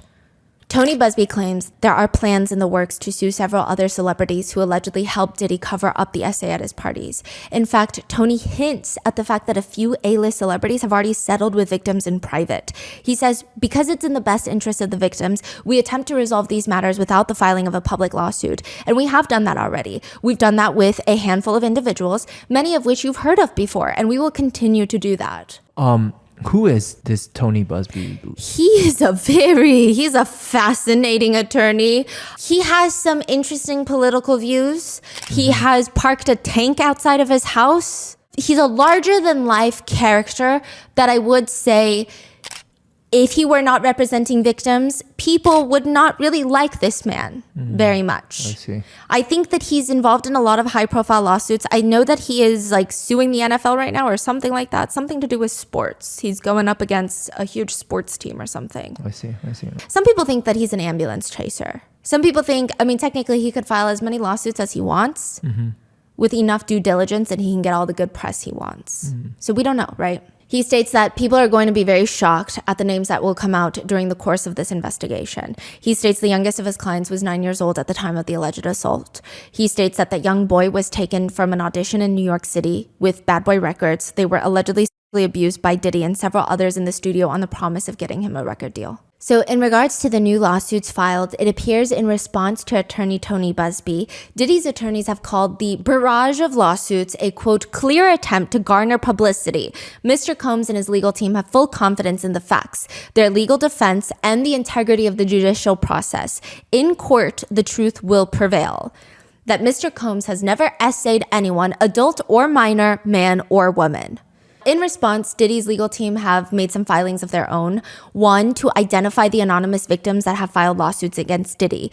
The filing states, request that the court direct the government to identify its alleged victims so that Mr. Combs can prepare for trial, stating that due to the high-profile nature of the case, quote, this has had a pervasive ripple effect, resulting in a torrent of allegations by unidentified complaints spanning from false to outright absurd. Counsel for these accusers, alluding to Tony Busby, recently convened a press conference prior to filing at which he claimed to represent 120 accusers making outrageous and deeply prejudicial allegations, including violent essay and sexual abuse of minors. These accusations came on the heels of more than a dozen lawsuits previously filed and currently pending, several of which have already been discredited, but only after irreparably damaging Mr. Combs' character and reputation. These swirling accusations have created a hysterical media circus that, if left unchecked, will irreparably deprive Mr. Combs of a fair trial, and if they haven't already. Side note, Tony Busby does state that they vet all the allegations, like I said. He stated to the New York Times that they have more than 100 screeners and 30 lawyers working on each allegation to vet it. And then I'm sure once they get vetted, Tony Busby and his attorneys that write these lawsuits, that file them, they're vetting once more. Mm-hmm. That's not me defending him or saying it must be true then. I'm just giving you both sides because it seems many netizens are wondering about the validity of so many lawsuits. Side note, a judge presiding over one of the cases where, if you remember from part 2, Jane Doe filed a lawsuit alleging she was gang essayed by Diddy and Harvey Pierre, then president of Bad Boy Records. She was flown on the private jet from Michigan. Yes. The judge granted Diddy's team motion to reveal her identity if she wants to continue pressing charges. The judge states, the court recognizes that public disclosure of Doe's identity could have a significant impact on her, particularly given the graphic and disturbing allegations in this case. They acknowledge that, but the court points to previous cases, stating, indeed, similar motions to proceed anonymously in sexual assault lawsuits involving public figures, including Kevin Spacey and Harvey Weinstein, were likewise denied. For those reasons, and as further detailed, the court denies plaintiff's motion to remain anonymous. I guess we will just have to wait and see if the others face the same situation. Diddy's attorneys have also asked the judge to impose a gag order of sorts. So this gag order seems more so towards the victims or the alleged victims and their legal representatives. They state, as the court is aware, Mr. Combs has been the target of an unending stream of allegations by prospective witnesses and their counsel in the press. These prospective witnesses and their lawyers have made numerous inflammatory extrajudicial statements aimed at assassinating Mr. Combs' character in the press. They have a whole list of articles as examples, one even being from Cassie's lawsuit, where after Diddy apologizes, if you will, for the hotel video, the hotel assault video being leaked, her attorney responds more or less that when Cassie and other victims came forward, he denied everything and suggested that everyone was looking for a payday. But now look, he's only compelled to apologize once his repeated denials were proven false, shows his pathetic desperation, and no one will be swayed by his disingenuous words. Mm-hmm. That is what Cassie's attorney said, which they're stating that it's prejudicial for an attorney to say that. Yeah, stating several of these lawyers have made shockingly prejudicial and false allegations of sexual assault and abuse of minors, the details of which need not be repeated. In another part of this filing, it reads, these statements undoubtedly threaten Mr. Combs' right to a fair trial and no other remedies exist. This court should exercise its discretion in issuing an order requiring all potential witnesses and their counsel to refrain from making extrajudicial statements that have a likelihood to interfere with Mr. Combs' trial. Which a lot of people have a lot to say about Diddy's legal team. They are technically the dream team, if you will. The lineup of lawyers he has is out of this world. He has Mark Angafilo. He actually repped Keith Raniere, the leader of the NXIVM cult. The cult that was also charged with racketeering and sex trafficking. Mm-hmm. Keith Raniere was sentenced to 120 years in prison, so there's that. They have Anthony Rico, who most notably represented the secretary for Osama bin Laden, the World Trade Center bomber. Yeah, and then we have Alexandra Shapiro. She's particularly well known in high-profile white-collar criminal cases. She was a clerk for Justice Ruth Bader Ginsburg, rest in peace. She repped Sam Bankman-Fried, the crypto FTX crypto fraud billionaire. Then we have Tenny Rose Garagos. She's the daughter of another famous attorney, Mark Garagos, who's actually representing the Menendez brothers in their fight to be released. So this is like a dream team. He's also repping the ketamine queen that's involved in Matthew Perry's overdose death case. He's known as like a Hollywood attorney. He's previously repped Chris Brown in the Rihanna assault case, as well as Michael Jackson in the CA allegations. So all the big names. Yes. I mean, truly the legal dream team. And they're coming in strong to his defense, which some people think is great. Others are like, this strategy is very strange. Because prior to Diddy's arrest back in December of 2023, Diddy took to Twitter to write, "Enough is enough. For the last couple of weeks, I've sat silently and watched people try to assassinate my character, destroy my reputation and my legacy. Sickening allegations have been made against me by individuals looking for a quick payday. Let me be absolutely clear. I did not do any of the awful things being alleged. I will fight for my name, my family, and my truth." Sean Diddy Combs. So obviously a lot has changed in the past year. Diddy is now in prison with many more lawsuits headed his way, but it appears that he is adamant to fight this out. And I don't know if it's just him pushing his attorneys or if it's attorneys advising him. Some people think the attorneys are advising him to fight this out in trial because they make a lot more money. If he does versus if he were to plead guilty. Some people are saying, why would he plead guilty when nobody likes him. He's never going to make a comeback. And even if he pleads guilty, likely he'll get nothing less than life in prison. Wow. The attorneys have made some very controversial statements, though. They emphasize, yes, Diddy is not a perfect person. He has used drugs in the past. He has been in, quote, toxic relationships. People hate that. People hate that. But they continue. But he's committed to getting therapy and treatment for things that he needs therapy and treatment for. Again, very vague. They argue the evidence in this case is extremely problematic. His attorneys are trying to dispute this trafficking charge by stating that these people are, quote, they're coming into this man's bedroom. Is it trafficking? Not if everybody wants to be there. The attorneys also state that any sort of comparison with Diddy and R. Kelly or Diddy and Epstein doesn't make sense at all. Quote, this is different. These were consenting adults. There's evidence not of trafficking, but of being caught being unfaithful. He was in a 10-year loving relationship through dark periods.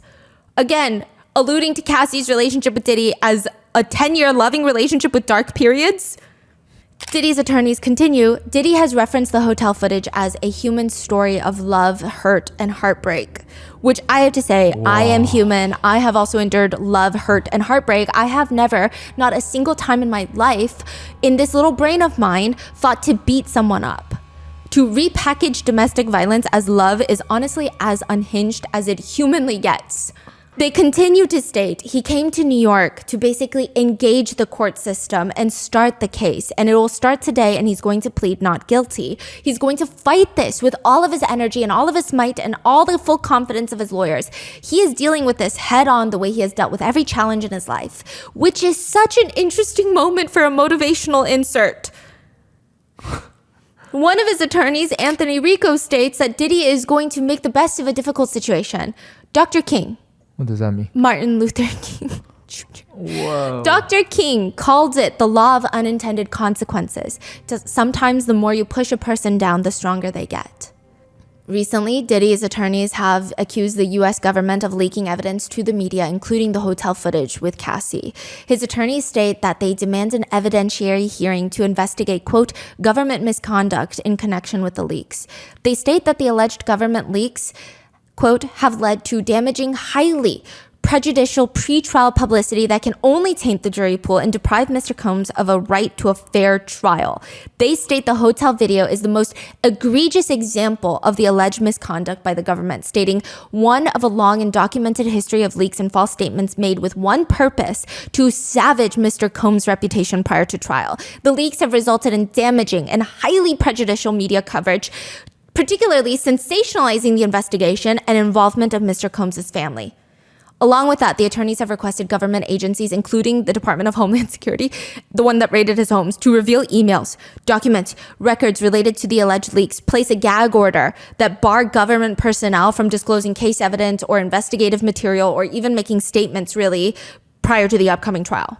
They are so scared. Yeah, They're like, please don't say no more. Don't let them see anymore. Yeah. The prosecutors firmly deny such accusations, and a lot of people who have worked with the feds or have worked as a federal agent prior, they say the feds don't play with stuff like this. Like, the feds are the last people to leak stuff. I mean, maybe you could talk about your local sheriff's office. You could talk about state government. The feds do not play, because when the feds bring a case against someone, they're not jeopardizing anything. They're here to win. Like, these feds do not play. They're not going to do something like leak a video so that the whole trial can get thrown out. They're not dumb. I see. Is what a lot of people who have worked with the feds say.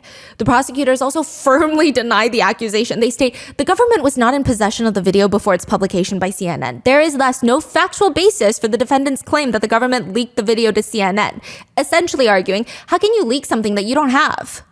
On top of that, the prosecutors are, this is like a bit of an exaggeration, but they're like coming from the man who's doing a full interview with TMZ, because the defense attorneys are saying the prosecutors keep making statements to the public and it's not making our client look good. It's like interfering with his right to a fair trial. And the prosecutors are like, Mark, didn't you just do a full interview with TMZ?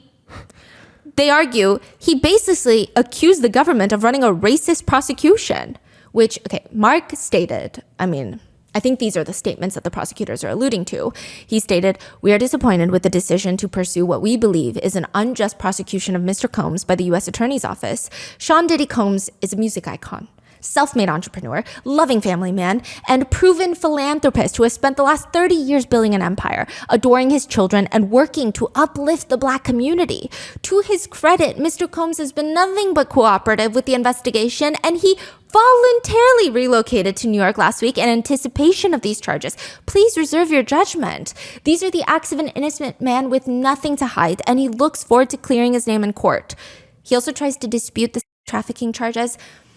It's a shakedown of a successful Black man, and they state that the federal agents are investigating him for sexual misconduct as, quote, a last vestige because Diddy's businesses are fine and he pays taxes.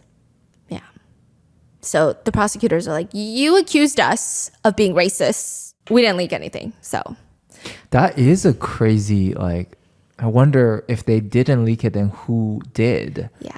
And how much like pools and how many like powers or whatever is being, I don't know. It's really fascinating. Yeah, there's so much going on. Side note, it seems like there could be a lot of strategies at play for accusing the government of leaking the video. One, it could get thrown out as evidence in the trial. So the jury could potentially not be shown the footage of him beating Cassie. However, I feel like there's going to be lots of other evidence that they will be seeing. Two, the lawyers could argue that this compromised his right to a fair trial and alleged prosecutorial misconduct, which would be a violation of Diddy's rights, which could potentially help it with a change of venue to be outside of New York or other accommodations. Like they could call for an evidentiary hearing, which the judge may grant to the defense to investigate the alleged leak, which could delay the proceedings, but potentially it would reveal more information to the defense attorneys about what the prosecutors are building their case on. Because they get some privy information like emails and communications between the prosecutors. Or in extreme, highly unlikely in this case, it could lead to a dismissal of the charges entirely, which is very highly unlikely in this case. Or it could just be a public play. Accuse the government of leaks, just cast a shadow of doubt on the integrity of the government, on the integrity of the judicial system. Just plant a seed in people's minds. It could be any of those. Right. It appears a lot of things are going to come to light during the trial. For example, Howard University had awarded Diddy with an honorary degree in 2014. But with all the new allegations, they have unanimously voted to rescind the degree. So they're like, we take it back. They state Mr. Combs' behavior, as captured in a recently released video, is so fundamentally incompatible with Howard University's core values and beliefs that he is deemed no longer worthy to hold the institution's highest honor. What university? Howard. Which is actually where he went. Right. Yes, and what's so interesting is that Diddy did actually attend Howard, and in a Rolling Stone interview, they found a bunch of his former colleagues and peers, and they said that they could see his controlling and abusive side since way back when they were college kids. He was well known on campus before he was known as Diddy. They said that he was just the guy that threw insane college parties. He would drive a convertible around and pass out flyers to his parties. They were iconic. But some women at Howard knew to stay away from him. They would warn each other. One woman said Diddy would caress her back and kept asking her to meet his friends. Another woman essentially states, I didn't even go to his parties, but he tried to cut me in line in the cafeteria. And I said, that's not acceptable behavior. And he just, quote, flew off the handle. But the most alarming was a few interviewed said they were in the same class as Diddy and one of Diddy's girlfriends. And they just remember that he was pretty aggressive and violent with her. That they would see him beat his girlfriend. They alleged that he would beat his girlfriend in college. They remember hearing him screaming outside the dorms in a, quote, belligerent manner. And once the dorm mates were told, Puff is out there crazy, he's just like beating his girlfriend. So if he was acting like that in college, in front of all of his college classmates, people say, I mean, he's a narcissist. He thinks he can explain. He actually wants a trial at this point. Another just writes, given his level of arrogance, he would probably enjoy a trial and watch everyone go down with him. I think he wants to see these victims cross-examined, especially Cassie, because it can be very traumatizing. But you say like the whole thing right now is going to be private, right? The trial. The trial it's in federal court. So federal cases, they don't allow in cameras and they allow in a very select group of press. And family and the public. So like you would have to either queue in line. Sometimes you would have to get press badges to get in. Like this one I think is going to be highly regulated. It's not going to be live streamed on, anywhere. Yeah. It's going to be a very, very intense trial. Federal prosecutors are known to be absolutely ruthless. Typically, I mean, take that as you will. And they've made statements that they might not even be done with Diddy on these charges alone. Additionally, there's conversations that there might be further weapons and drug charges tacked on to the long list of accusations and charges that Diddy will be facing in court. Because you remember there were the assault rifles found in his Miami home? They were found with the serial numbers defaced, which you're not supposed to do. It is illegal in most jurisdictions because it makes it really hard to trace the weapon's origin and ownership history. Why would you not want that traced? Also, the fact that the rifles are disassembled, experts say, strongly suggests deliberate attempts to evade detection and law enforcement, which could be viewed as evidence of criminal intent. It seems like Diddy's attorneys suggested that it belonged to Diddy's security detail, but the prosecutors hit back. I don't dispute that Mr. Combs has used armed security, but it is incredulous that armed security in a professional security company would have defaced AR-15s and store them in pieces in the defendant's personal closet. That is just absurd. It's also said the defendant, Diddy, tested positive for ecstasy and or other drugs. The prosecutors state they may file and bring a superseding indictment, meaning more potential charges, once all the data from the seized devices are extracted, which has been reported, like I said, 100 devices with 90 terabytes of data on there. 90 terabytes is a lot of data. Now, just to be clear, there could be years and years of music. There could be all of the security footage from his home that just was never reset or replaced or deleted. There's no indication that 90 terabytes of data is all nefarious, but just to give you an idea of how much is on there, that's about 18,000 movies. 22 and a half full-length movies or about 45 hours of video content or 18 million songs. Wow. It's a lot of data. It's a lot to sort through too. Yeah. The DA's office have stated in regards to Diddy's case. Now, I want to be clear about two things. First, this office is determined to investigate and prosecute anyone who engages in sex trafficking, no matter how powerful or wealthy or famous you may be. No one should doubt our commitment on that. A year ago, Sean Combs stood in Times Square and was handed a key to New York City. Today, he's been indicted and will face justice in the Southern District of New York. Second, we are not done. This investigation is ongoing, and I encourage anyone with information about this case to come forward and to do it quickly. And I would not doubt them. This is the Southern District of New York. They are widely regarded as one of the most aggressive federal prosecutors' offices in the entire nation. All the attorneys in that office are typically highly respected in the legal community. I don't know about loved, but highly respected, highly feared. They're known to be winners. They don't come to play. Yeah.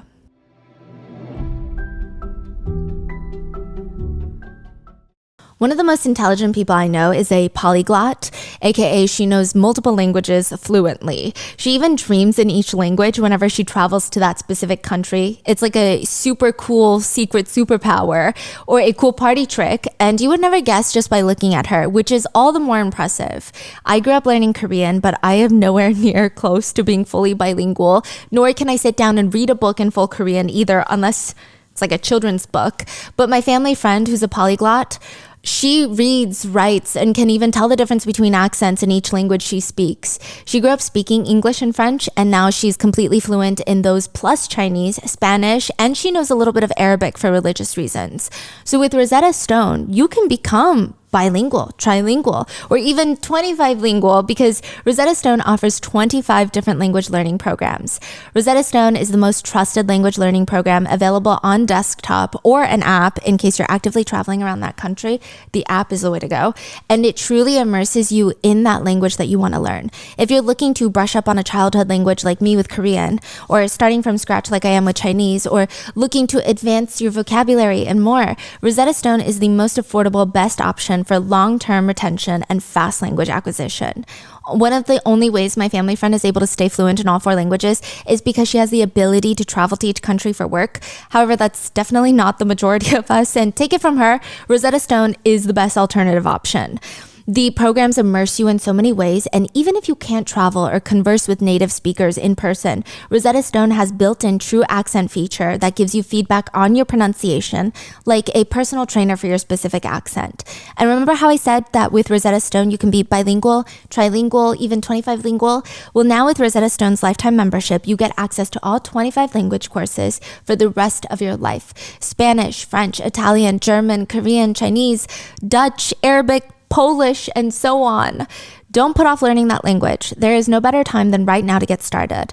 Rotten Mango listeners can get Rosetta Stone's lifetime membership for 50% off. Visit rosettastone.com/rotten. That's 50% off unlimited access to 25 language courses for the rest of your life.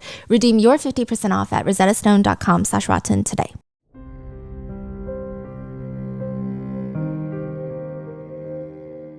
It's almost the holiday season, and one of the most fulfilling gifts we've ever given was with the help of Shopify.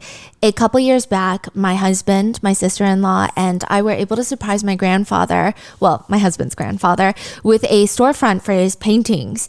He had been this classical Chinese painter for basically his entire life. He shelved his professional dreams for his family, and with the help of my husband, his other granddaughter, and a lot of help from Shopify's global commerce program, we were able to turn his hobby into a full-blown business and surprise him with all the profits, which honestly, he was just so astonished to even make $1 from his artwork. To him, he felt like a true artist.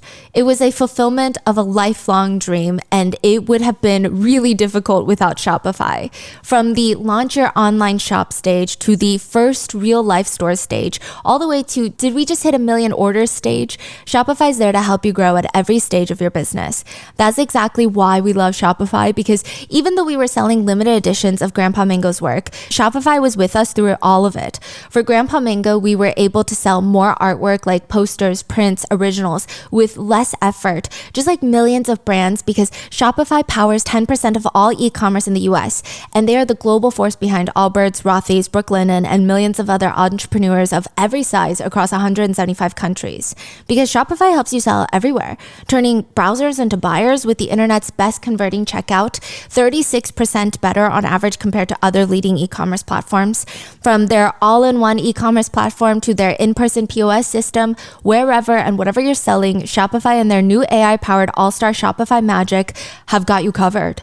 Their award-winning help is here to support your success every step of the way, because businesses that grow with Shopify. Sign up for a $1 per month trial period at shopify.com/rotten, all lowercase. Go to shopify.com/rotten now to grow your business no matter what stage you're in. Shopify.com/rotten.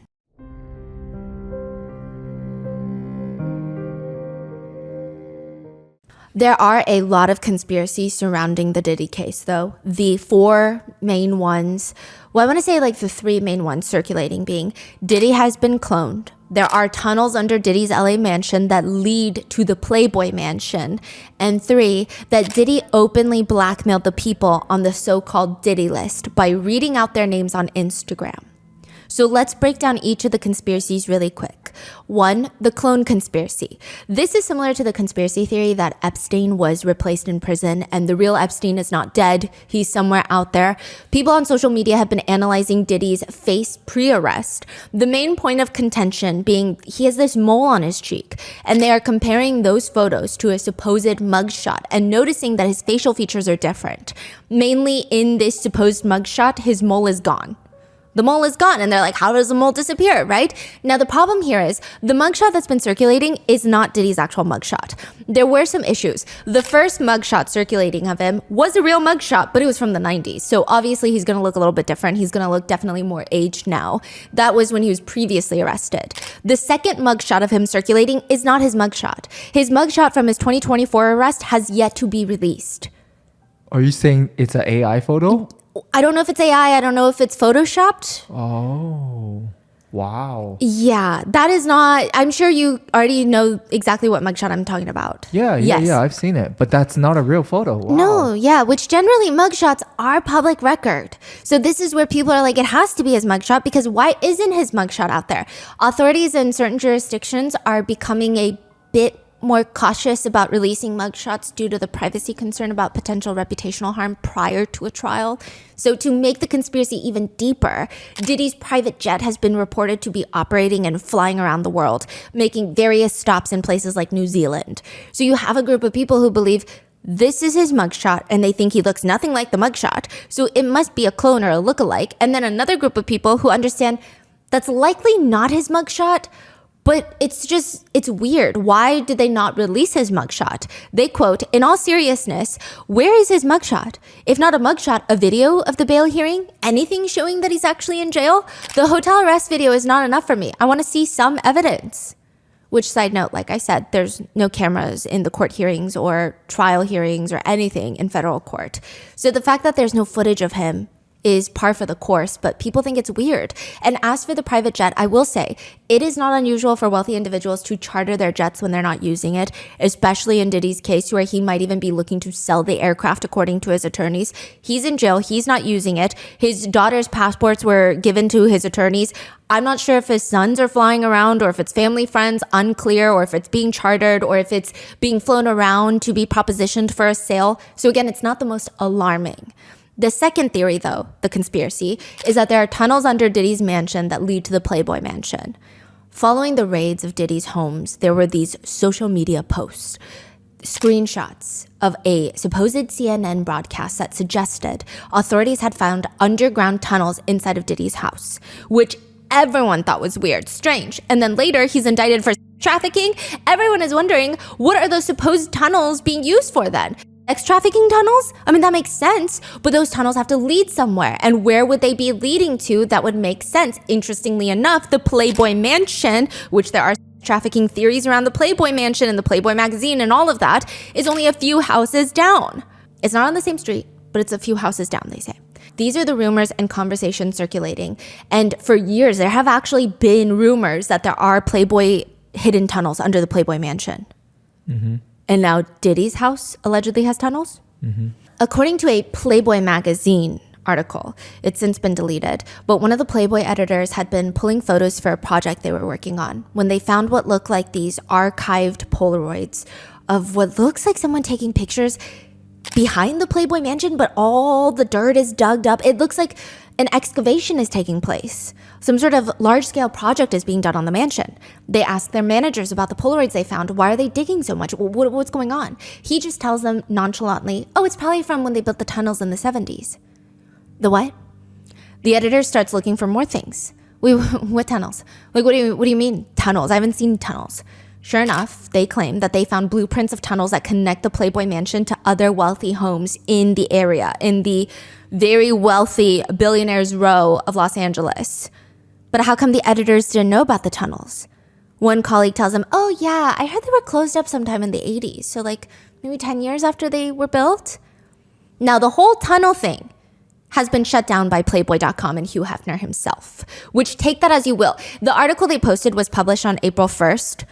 Does that mean it's an April Fool's prank, or are they just in hindsight saying, never mind, that was an April Fool's joke? That's up for debate. But how does this connect to Diddy? It's said that the houses, like I said, are a few houses down, and maybe the tunnels are connected. But it seems like largely there are not hidden tunnels under the Playboy Mansion. And in addition, that CNN screenshot that was circulating that showed authorities discovering underground tunnels in Diddy's mansion, they're not real. It's a fake screenshot. So no evidence. It's just rumors right now. Yeah, it's been largely debunked. I don't want to say it's not true because what do I know? I've never been down there to investigate, but it just doesn't seem...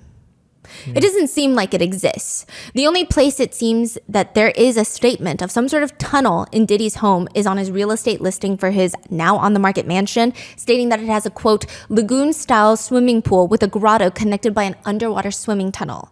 And these are like small, typically. And they're fun pools.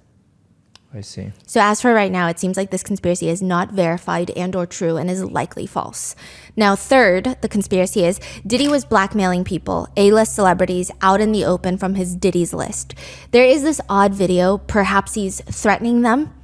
He's sitting in front of the massive metal Kim Porter bust of his LA mansion with this young boy in his lap, and he starts listing names from a paper, and the little boy starts yelling those names out. Drake. Oprah. Jennifer Lopez, A-Rod, Will Smith, Alicia Keys, Justin Bieber, Kevin Hart, Mark Wahlberg, Snoop, DJ Khaled, Chris Brown, Naomi Campbell, Jessica Alba, Usher, Demi Lovato, Diplo, Cara Delevingne. The conspiracy being, these are all people on the Diddy's list that he is now blackmailing out in the open. He's telling them, hey, stay in line. But it has been debunked. This is the list of all the people that were going to be part of his online dance-a-thon during COVID to raise money for charity, which did in fact happen. Online what? Dance-a-thon. What's that? They dance on live stream for charity. Oh. And they all got on camera and danced on live stream with Diddy. So they were like live streaming with him. So they didn't go to his house or anything. Right, okay. Yeah, so because quarantine. Regardless, people are heavily spreading and side-eyeing this video and the list of names. Now, I do want to mention before we head into the so-called Diddy's list, even the term Diddy's list has been penned by social media users. There is no official list, at least none that we know of and that authorities have released. Some people have taken to creating their own versions of lists on social media, and some of them just about include everyone in Hollywood that has ever been to any single party or function that Diddy was at, which is quite a lot of functions. I think Diddy was an unavoidable connection in the industry. People wanted to be around him. They wanted to party with him. But if he was a serial abuser like the claims allege, it's still very unlikely that all of Hollywood knew about it.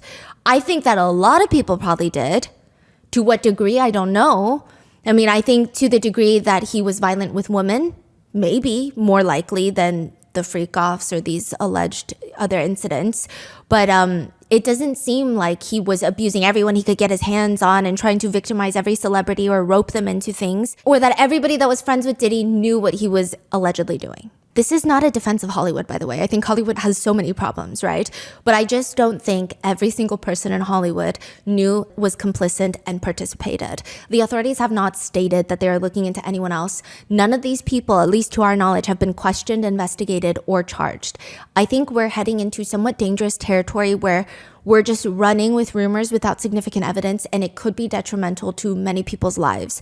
So I'm going to run down the list of names that have popped up in most of the research in association with Diddy and the Diddy's list, and explain to you why some netizens believe that they are either perpetrators alongside Diddy or are victims of Diddy. But again, none of these people have been investigated, charged, or convicted of anything related to Diddy. Even Diddy himself is innocent till proven guilty for the current charges that he faces. So this is just me recapping online discourse that you can find online. I'm not taking one side or the other. I'm just trying to present all the sides. The first being on the list, Ashton Kutcher. There are a few pieces of media and backstory on why people think Ashton Kutcher is connected to Diddy. He was pictured at many of Diddy's white parties, going as far to host one with Diddy. He has a long-standing friendship with Diddy. I will say Ashton Kutcher, the pieces of media that are being dug up and found and reposted, it's definitely weird. Yeah. I mean, that's all I can say. It's weird. At the 2003 MTV Movie Awards, Ashton and Diddy are presenting the award for the best villain. Davy Chase, who played the little girl in the Ring movie, she was 13 years old, I believe, at the time of this award. She wins the award, comes onto stage where Ashton Kutcher hugs her, Diddy's kissing her cheek, which a lot of netizens don't like how they constantly feel the need to physically be in contact with this little girl that is not like a family member. It's just kind of weird. People are stating, right? But you get to make your own decision on that. Later, though, this is the weird part. Backstage, Diddy asks this little girl if she's coming to the after party. But the way that netizens believe that he is looking at her is very bizarre. So he's not even trying to play into the, oh, you're 13 in Hollywood. It's not like, are you going to come to the after party? Parents need to come with you. It's not even like that. It's like he's sipping his drink and peering over his sunglasses at her. People thought it was very predatory looking. She just nods her head and he says, yeah, about her coming to the after party. Coming to the after party tonight? Yeah! Which right now there is a lawsuit against Diddy that he allegedly essayed a 13-year-old girl at an awards after party, which, just to clarify, this is not Jane Doe in the lawsuit. The timeline and ages don't match, so I'm not even insinuating that. But netizens believe this clip now feels very sinister given the new lawsuit. In 2008, the two of them, Ashton Kutcher and Diddy, were on the Late Late Show with James Corden, where Ashton said, by the way, if you're a single man, like there's probably no greater human being in the world. This is 20 years. If you're a single man, there's no greater person in the world than Diddy to hang out with. Yeah. Whoa. In a Hot Ones interview in 2019, he's asked about Diddy's party stories by the amazing host, to which he responds, yeah, wow, okay, I've got a lot I can't tell. This is Ashton Kutcher. He looks like he starts thinking about them, what happened at the parties, and he says, I'm like cycling through them right now.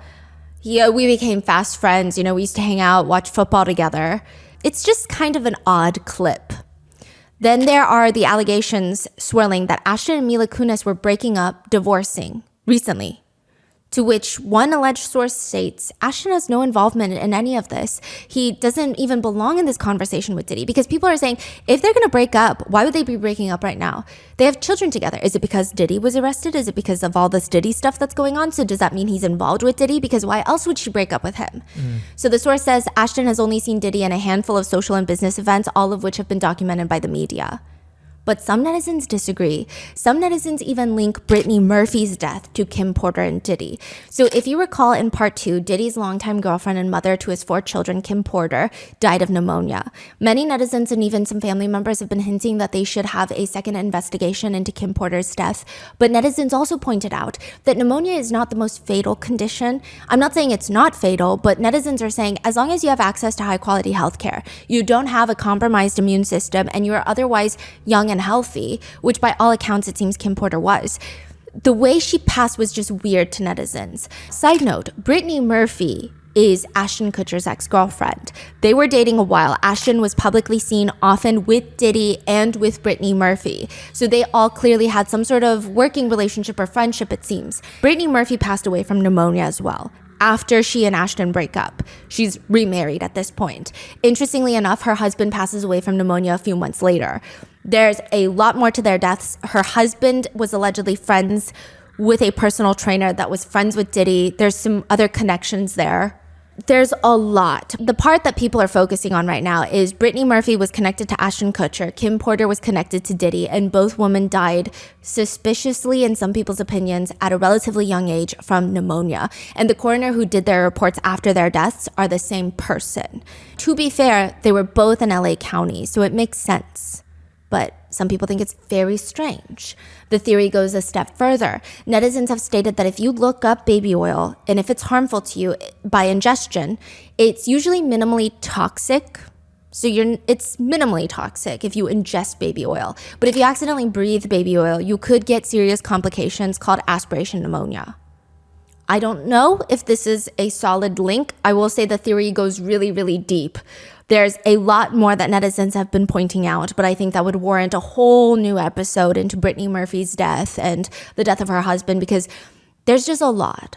I will say Ashton Kutcher being on this so-called social media penned Diddy's list is less of, because some of the other celebrities, it's like They posted pictures together. They said, we're besties, right? And it's kind of like, okay, well, we don't really know.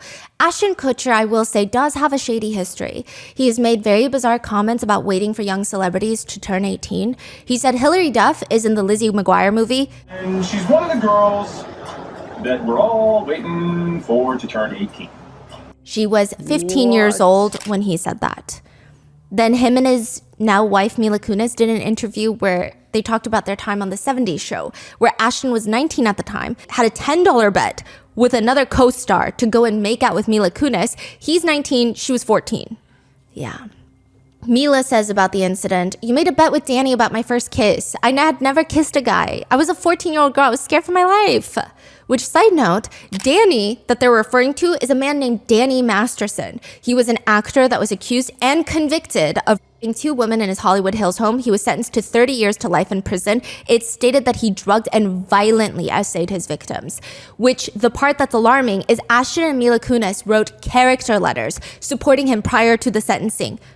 They wrote to the judge. They stated that Ashton viewed Danny as a role model and knows him as a, quote, an extraordinarily honest and intentional human being. Which, yeah, essay is pretty intentional, so. He states that he trusts Danny with his own children. Mila Kunis described Danny Masterson as having, quote, exceptional character and, quote, innate goodness. Which, what? The worst part of all of this is that Ashton ran Thorn, an anti-child abuse organization that he co-founded with his ex-wife Demi Moore. He has since stepped down, but people are even side-eyeing this formation of the organization, wondering if he's overcompensating for something. Allegedly, again, not alleging that he did anything, just stating it's weird. Like, how can you have this organization and have so many shady friends?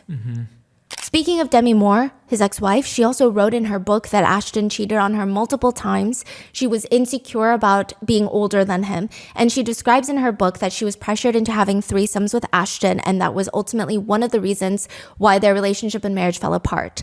And if people are following with the Diddy case, there's a lot of group activities that are being alleged. So that's just another somewhat of an association connection that people are drawing together. Whether it's by fact or not, I can't tell you. He's also had some other small controversies, like a football coach was fired for allegedly essaying a minor. Ashton tweeted, how do you fire Joe Pa? Hashtag insult. Hashtag no class. As a Hawkeye fan, I find it in poor taste. Which he later claims he didn't know the reason of the coach's termination and he fully recants the tweet. But people just think it's a lot of similarly related controversies that he's been embroiled in. And similar, same arena as some of the controversies and allegations against Diddy. After Diddy's arrest and netizens linking them to Diddy, there are brief rumors that Ashton and Mila are on the brink of splitting up, but like I said, it was shut down as absolutely false and ridiculous by a close source to the couple. But there are rumors now going around that Ashton and Mila are, quote, done with Hollywood and have considered moving to Europe. It's claimed that they took the kids to Europe over the summer and they felt it was so much more normal than Hollywood. A source told In Touch, Ashton's so exasperated that once again, he is being dragged through the mud because of his past associations. First, it was Danny Masterson, and now it's Diddy, and it's got him convinced that there's way better places out there to live than Hollywood. In his view, this town is just a cesspool at this point. Which, side note, this move is not confirmed, and I do want to clarify, it does not appear like they're running or hiding from authorities. There's no open investigation into them. The feds don't seem interested in them at all, at least as of right now. It just seems like they're, quote, over Hollywood.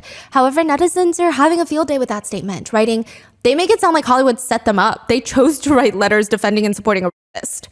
One comment reads, had it with Hollywood? More like, had it with the consequences of Hollywood. Babes, you are the problem that you speak of. You brought every ounce of this on your own heads. Kutcher's monstrous friends tell you all you need to know about him as a person. He seems so involved in these circles. Another comment just reads, dude is consistent. Another reads, Danny Masterson and now Sean Combs. Ashton definitely knows something. That's why he's moving to Europe. His work with an organization to combat child trafficking seems incredibly suspect as well now. Again, this is a random internet comment, but it shows you some of the sentiments out there. Another one also reads, isn't he supposed to be fighting trafficking? I'm not gonna lie, it makes my skin crawl thinking of how perfect of a cover that is.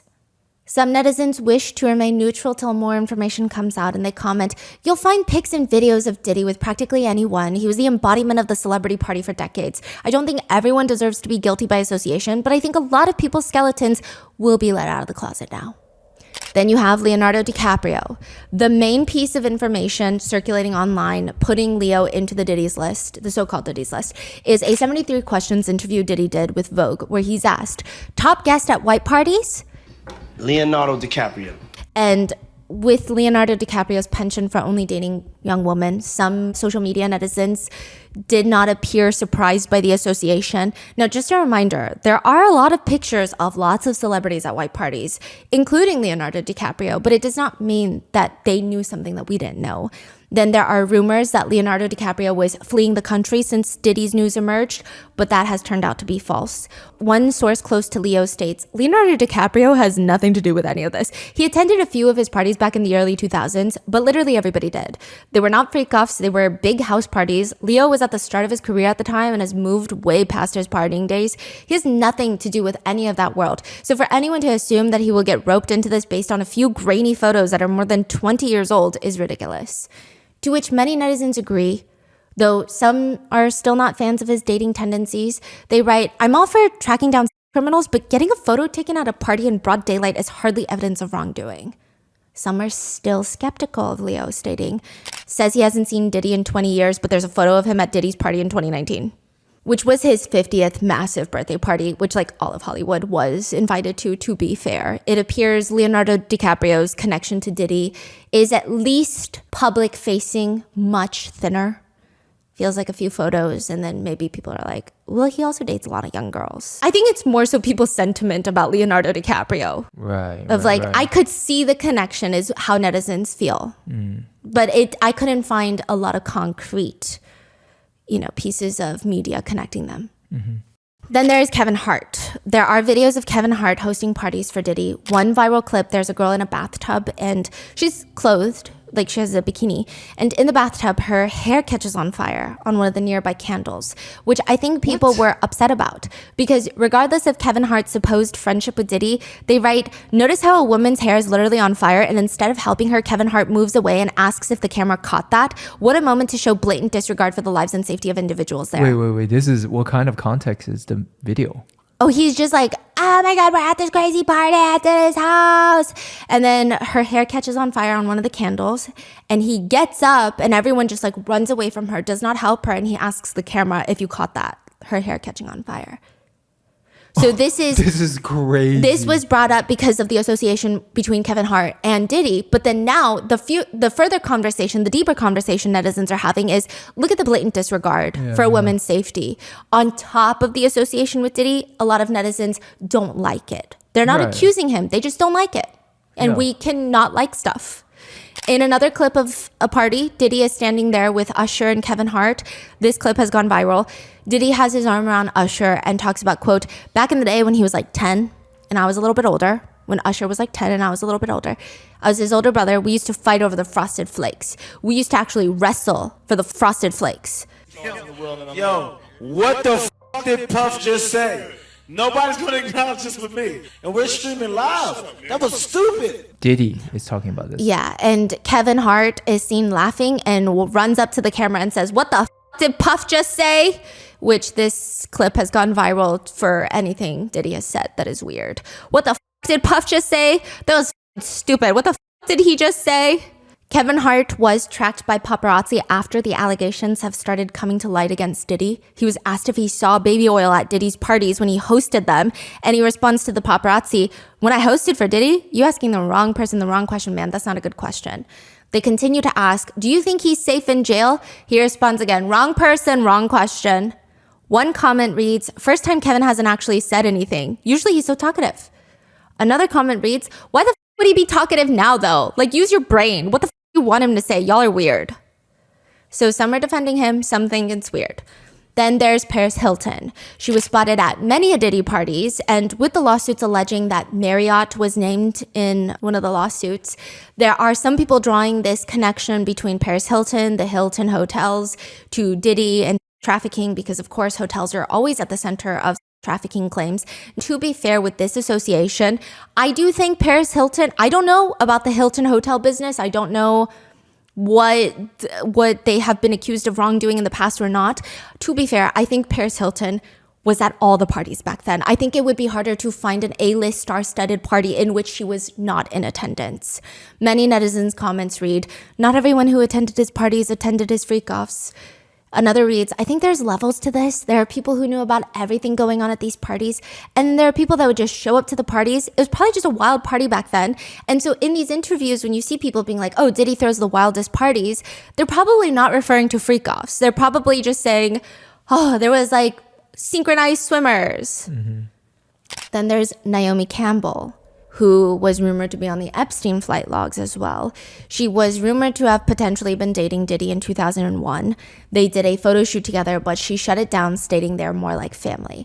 In 2018, Naomi has said about Diddy, "I love his company, I love his demeanor, I love his love towards me, and I love our friendship. He's very private, but people who know him know he's loyal. He's been loyal to me for so many years. We've known each other for 20-something years and have been consistently the same. We really do have a brother-sister relationship, and I adore him."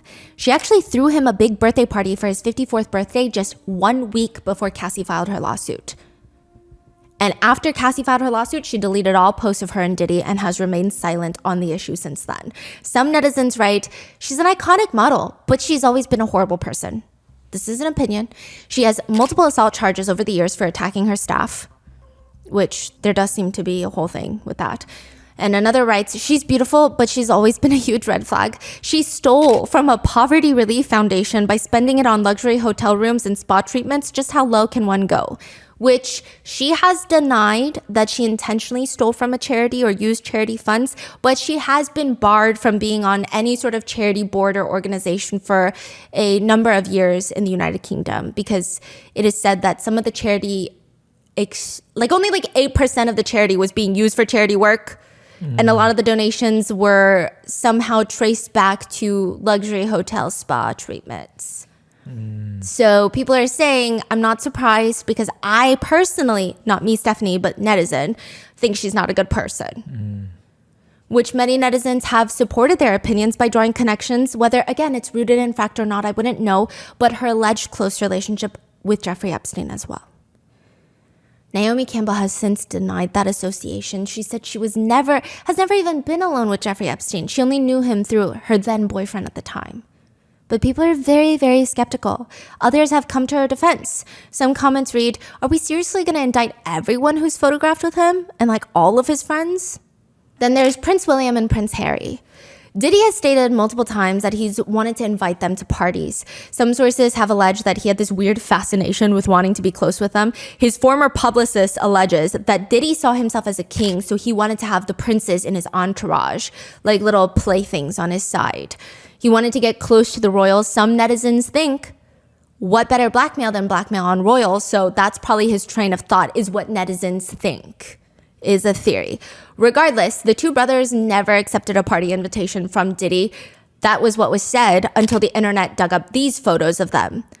Now, it made them look guilty, but they're not actually partying with Diddy. These were taken from a 2007 concert for Diana, where the princes invited a ton of artists to perform in honor for their late mother. Diddy performed I'll Be Missing You as part of the tribute. So it's not like they went to Diddy's white parties, and it's alleged that Diddy constantly invited them. But again, he even allegedly offered to pay for their travel, stay, security expenses for the princes to come hang out with them. And they have consistently declined the invitations. One netizen comments, "No way all of them knew. You guys are all too simplistic. You see them in a video together and you're ready to sentence people to death." Then there's Mary J. Blige, the queen of R&B. The two of them have known each other since the 90s. She was signed at Uptown Records when Diddy started working there before starting Bad Boy Records. She cryptically took to Instagram to write, "This is after Diddy's homes were arrested. Unfortunately, a lot of you all met me when I lacked boundaries and I was a people pleaser. Let me reintroduce myself. I burn bridges as needed." Which felt like a statement against Diddy, but I don't know. But she has been spotted at many of his parties, and some netizens believe that she appears to be under the influence of substances at these parties. She said, "I burn bridges as needed"? Yes. What does that mean? I don't know. Some netizens have taken it as far to say she's working with the feds because she's known him for so long.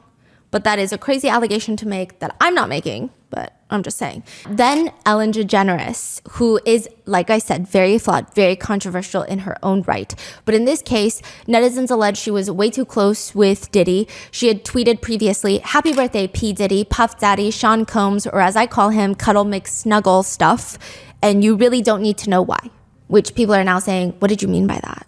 Some point to a fake relationship. They point to when Diddy was on Ellen's show and she asked, "So tell me about your birthday party. Am I invited?" He responds, "Yes, you're definitely invited. I invite you to all my parties. You just haven't seemed to show up to them." But others point out the rest of the interview, she starts asking him around what time the party starts.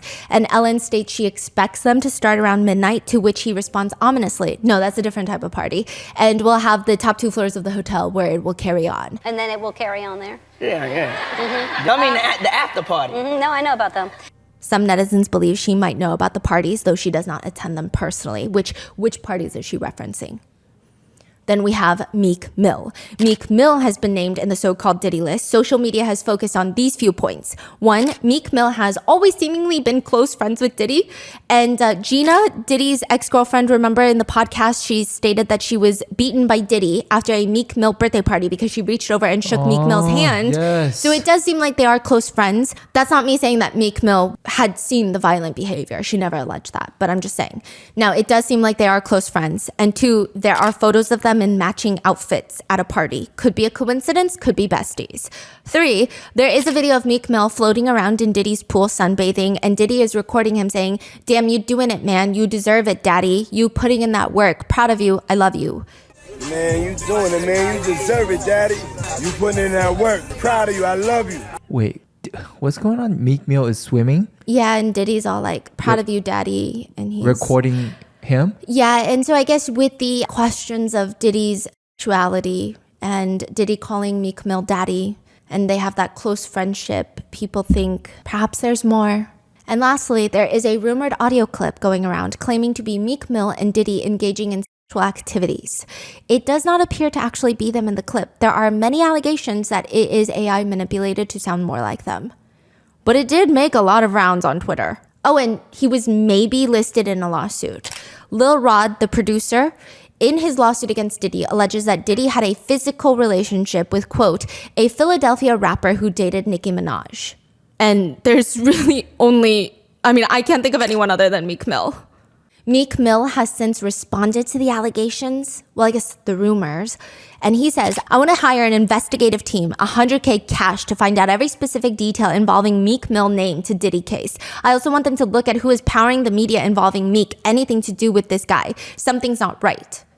He continues on Twitter, "The streets know what's up with me. That's not the case. We talking about the business side. Somebody powering these bad campaigns with Meek Mill. Again, I got $100K for a thorough investigation of who's powering and how exactly my name is connected to this." He also states about how much he loves women, which felt a little bit odd to people. He takes to X, Twitter, and says, "When I got a girl around me, I'm f***ing her twice a day. Ask some of your favorites. Pussy don't control me, but it's like a high. One love to the gay people, but that juicy pussy do it for me, smiley face. I ran red lights to get that feeling. Y'all weird on here. Like devils, LOL." One netizen comment reads, "I too write long rambling screeds about how much I love women."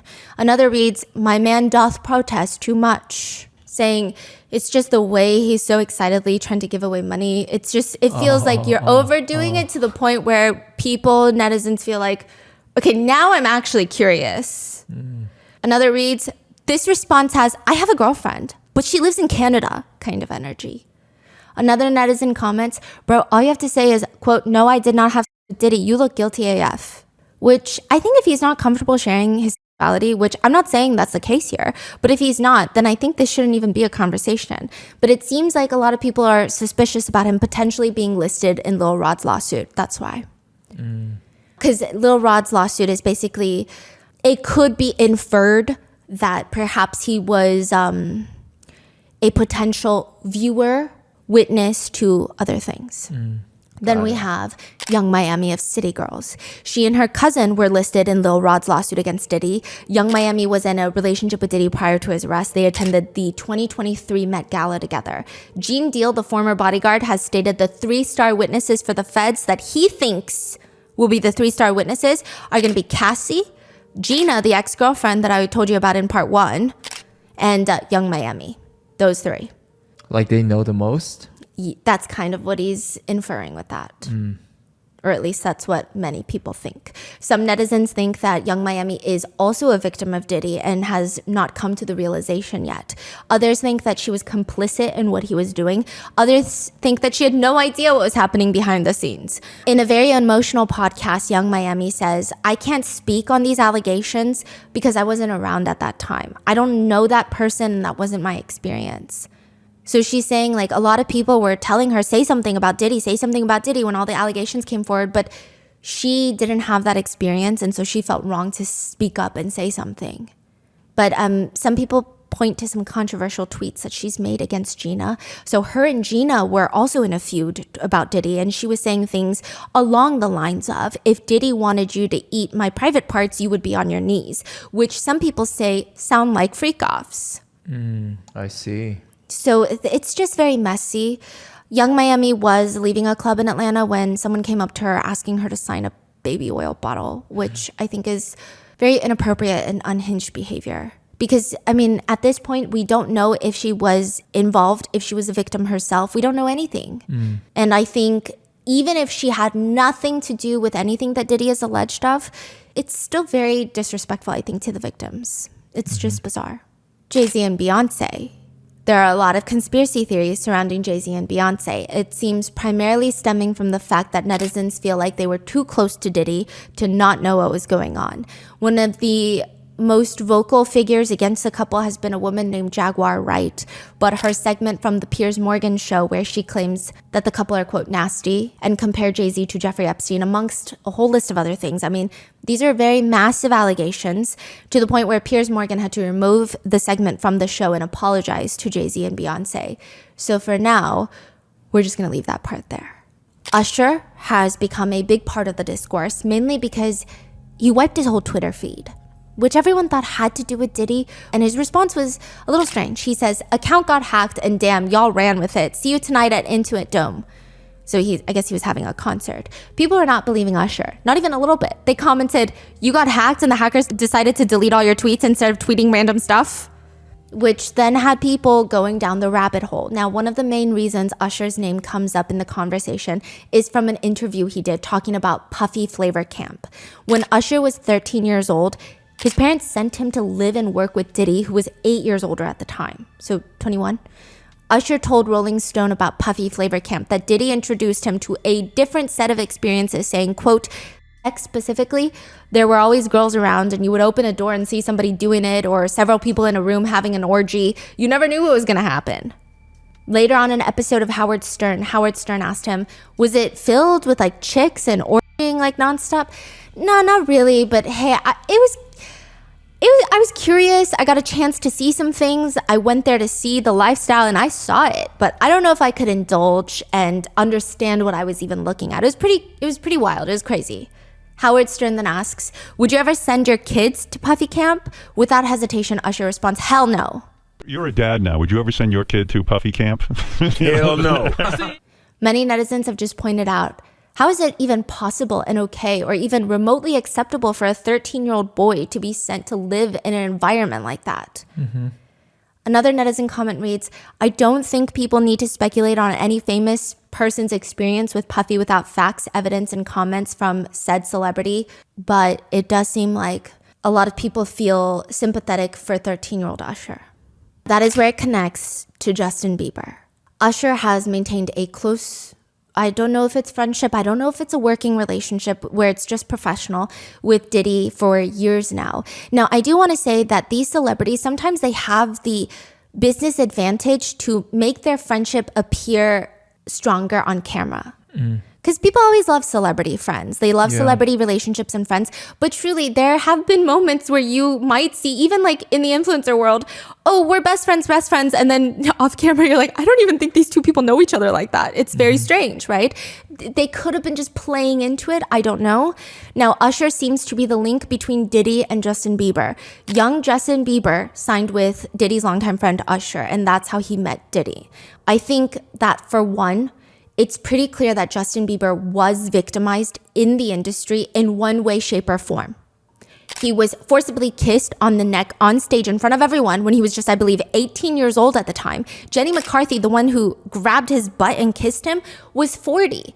He was 18, and he stated on stage that he felt violated. People laughed it off like it was a joke.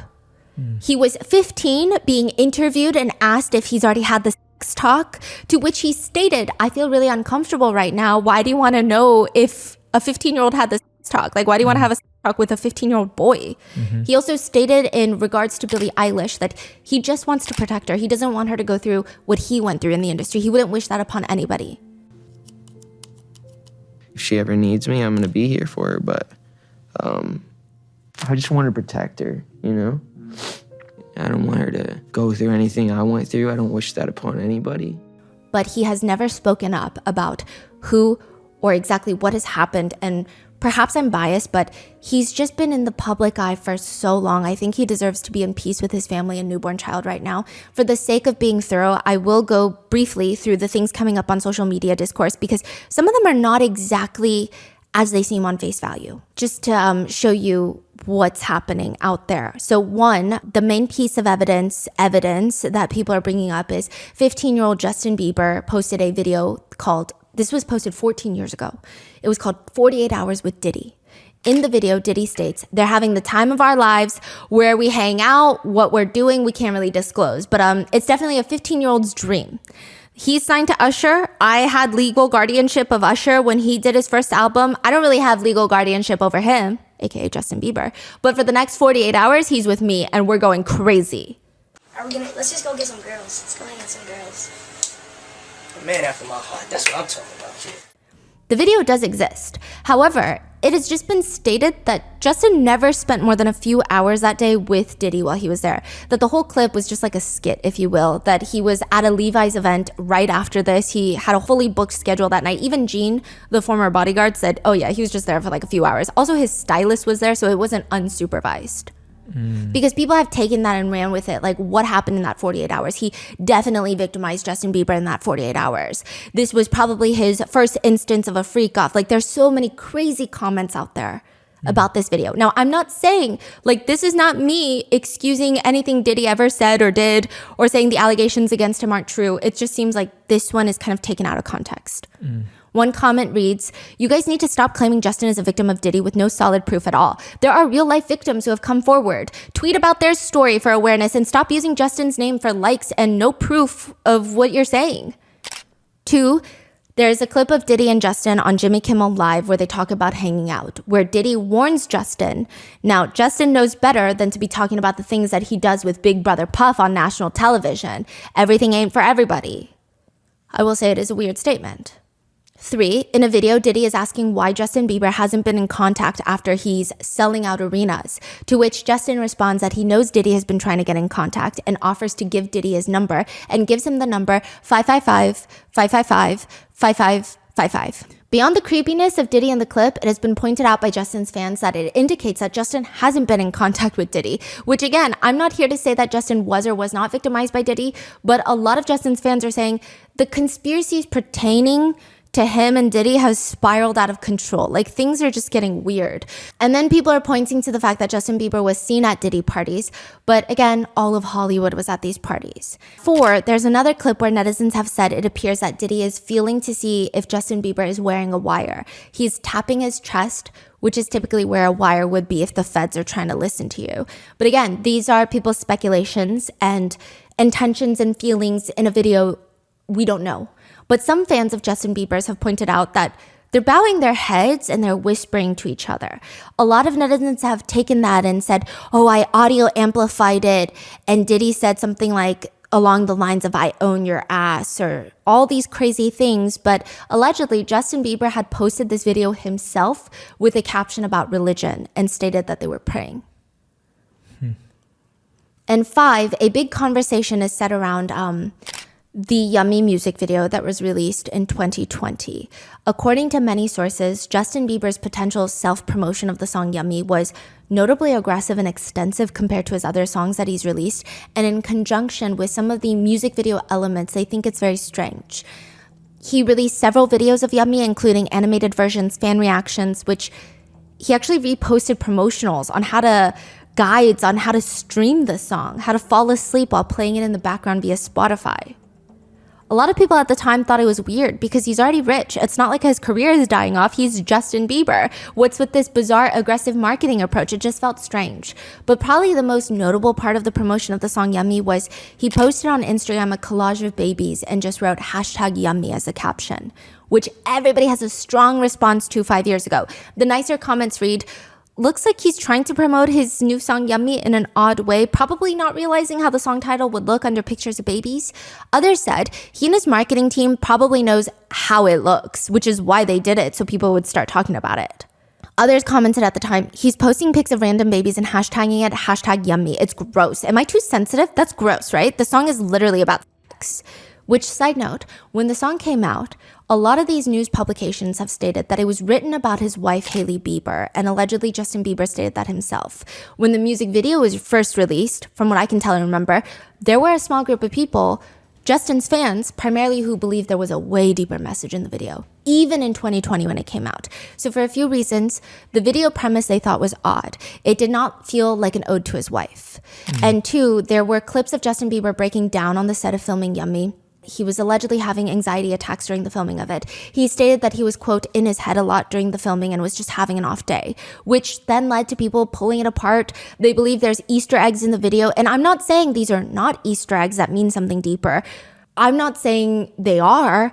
I'm telling you this is the internet discourse. I will say all the other stuff with Justin Bieber, I don't think it's the best time or place to associate with him with Diddy when he himself has not spoken out against it and said anything related to the case. And there are other victims who have stated, I am a victim of Diddy and this is what happened to me. And to not let them have that space to be heard and to feel safe online is kind of interesting that people are doing that. But this music video, there are very interesting elements and aspects. So this is the main part I think a lot of netizens are pulling to. I've compiled to include a few of the details. So there are a lot of, quote, Easter eggs to break down in the song, whether it's just creative expression that Justin Bieber had nothing to do with, or he was the one that worked on it. We will not know until he says so. But these are the elements. The music video concept for Yummy appears to be a party for older, wealthy people, just based on their attire, based on their age, according to the video. Justin arrives in a pink hoodie. He finds himself walking through the kitchen to get to this large banquet hall where it looks like some sort of colorful wedding. You know, there's large tables of well-dressed individuals sitting around being posh. They're almost dressed over the top to seem very glamorous. There's a full orchestra up front playing cellos, violins. Some netizens have stated that they feel that even him walking through the kitchen is symbolism. He's not walking in through the front door. He is like a dish being served from the kitchen. Right when he enters the party, to his right is a young girl wearing a red bodysuit. Netizens have said this feels very significant. Just keep in mind, this red bodysuit is going to come up again, but there is a young girl who appears to be a minor wearing a red sparkly bodysuit playing the violin.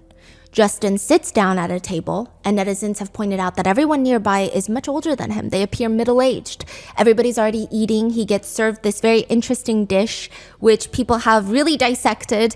It's a few pieces of bread with a cherry on top, and then another bread propped up against the other slices, so it looks almost like a shield for the cherry. For the first bit, it appears Justin Bieber is, to a degree, enjoying himself. Other netizens have pointed out there seems to be a point made with he keeps doing cheers and lifting up a tall glass of water with a lemon wedge in there. Like when he has that pile of bread in front of him, he toasts with the glass of water, and netizens state that the whole party atmosphere shifts when the food gets served, and it's all this unappetizing food. It's really gross looking food. You know those weird Jell-O cakes with vegetables? Looks like Jell-O mounds with just peas, green peas inside. There's rings of uncooked, like barely cooked, unseasoned shrimps around it, uncooked anchovy shrimps on top. It's nothing you would enjoy eating. But everyone at the table is served this disgusting food, and the only thing sitting in front of Justin Bieber now is not the food, is just a glass of pink liquid. So now people are connecting the drugging that was done at parties, or the alleged drugging that was done at parties, to this music video. Again, I don't know if this is a warranted connection. I'm just telling you, these are what netizens are pointing out. The others on the table have different glasses of martinis. So all these middle-aged people that are enjoying this unappetizing food, they have martini glasses, wine glasses. But another young man, also dressed in pink, does not appear to be a minor, but young, seems to be miserable as well, and there he has a glass of pink liquid next to the food that he's picking at. Now, side note, there's peas everywhere. There's a strong presence of green peas in the video. A lot of people think it could either mean P for pedophiles or P for P. Diddy. I don't know. I'm just telling you what's out there. Justin's sandwich is turned around to expose the cherry now, but people say it appears to be rotten now. The women, eventually, in the middle of the music video, women start coming out from under the table, and they're all younger women now, and they're all dressed in elements of white, which people have pointed out. The music video then switches the lighting from the overhead lighting, if you will, to the black light. So it almost feels like the party is starting. And what goes from regular lighting, everybody's wearing these bright colors, black light turns on, and the white becomes sharper, and people think it looks like a white party because everything looks kind of white in black light.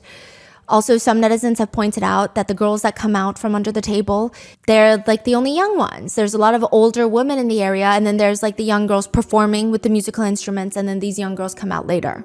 Then abruptly, the party is over, and it's just Justin and a few people left to clean up the mess or deal with the after effects, is what some netizens say. He's alone at his table now. There is a red sparkly suit draped over the chair next to him, and that was the outfit the young girl in the beginning had likely been wearing. And it appears that she was a minor, so, you know, the connotation, if this is what the creative aspect is. At the end, there is an empty plate. The plate has a picture of younger Justin on there with the word yummy written underneath. A lot of netizens have said, quote, also if you sing it a certain way, it sounds like he's saying young me instead of yummy, and the lyrics make so much more sense. Some netizens have stated using pictures of himself when he was younger is a full circle moment to point back to the true meaning of the song. Some comment under the video, he is such a genius, the way he wrote it all, the symbolism, and his whole attitude while filming seems to have some sarcastic, angry tone to it. I hope he finds healing. Others have commented, I think people are overanalyzing. Another comment reads, it's not that deep, guys. There are 100 other meanings it could have been than what everyone is insinuating. Or you guys are really reaching. Or it's entirely possible that Justin was a victim, but not by some secret high-level pedo group in the entertainment industry or whatever.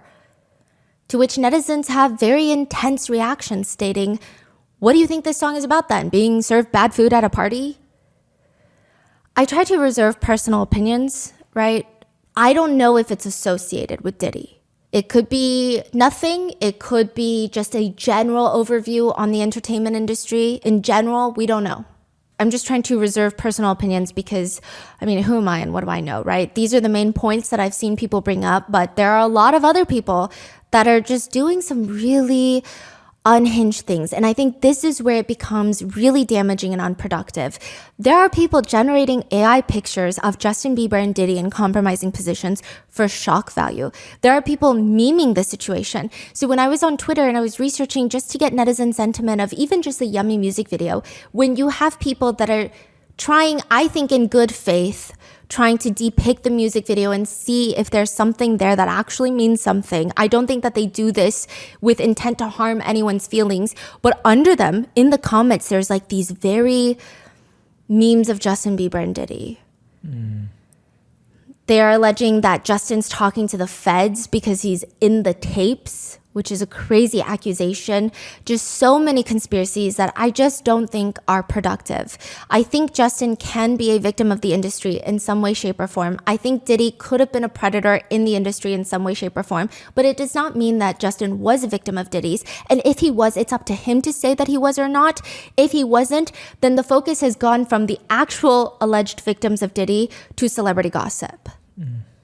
Regardless, in this situation, I think the conspiracy theories are doing just way more harm than good. Like, for example, there was a song circulating, which sounds very similar to Justin Bieber in the musical style of Justin's previous songs. But the voice singing it says, lost myself at a Diddy party. Didn't know that's how it go. I was in it for a new Ferrari, but it cost me way more than my soul. Wasn't worth all the fortune and fame. It was circulating around social media with clips of Justin Bieber and Diddy as almost, see, he's been telling us The comments under a YouTube video posting of that song read, "That explains why he's been struggling mentally for all these years. This explains everything." It's AI. Like, more than likely AI. CBS News ran the song through multiple AI audio detection tools. Several results indicate that the audio, or at least parts of it, are AI generated. Wow. Then there's the massive amount of AI generated thumbnails that I came across during the research. AI generated pictures on Twitter, TikTok, YouTube showing Justin Bieber and Diddy in weird positions. It's just really a lot. I don't think I've seen as many AI generated media circulating a case since this. One think piece about the conspiracies about Diddy's case says, the discourse has lost the plot. The AI parodies and the tenuously evidence theories only make it harder for people to know what to believe when victims need moral clarity and support. There have been some other conspiracies that have been swirling, which I'm going to go over super briefly. Just to clarify, this is not me stating that this is true or false.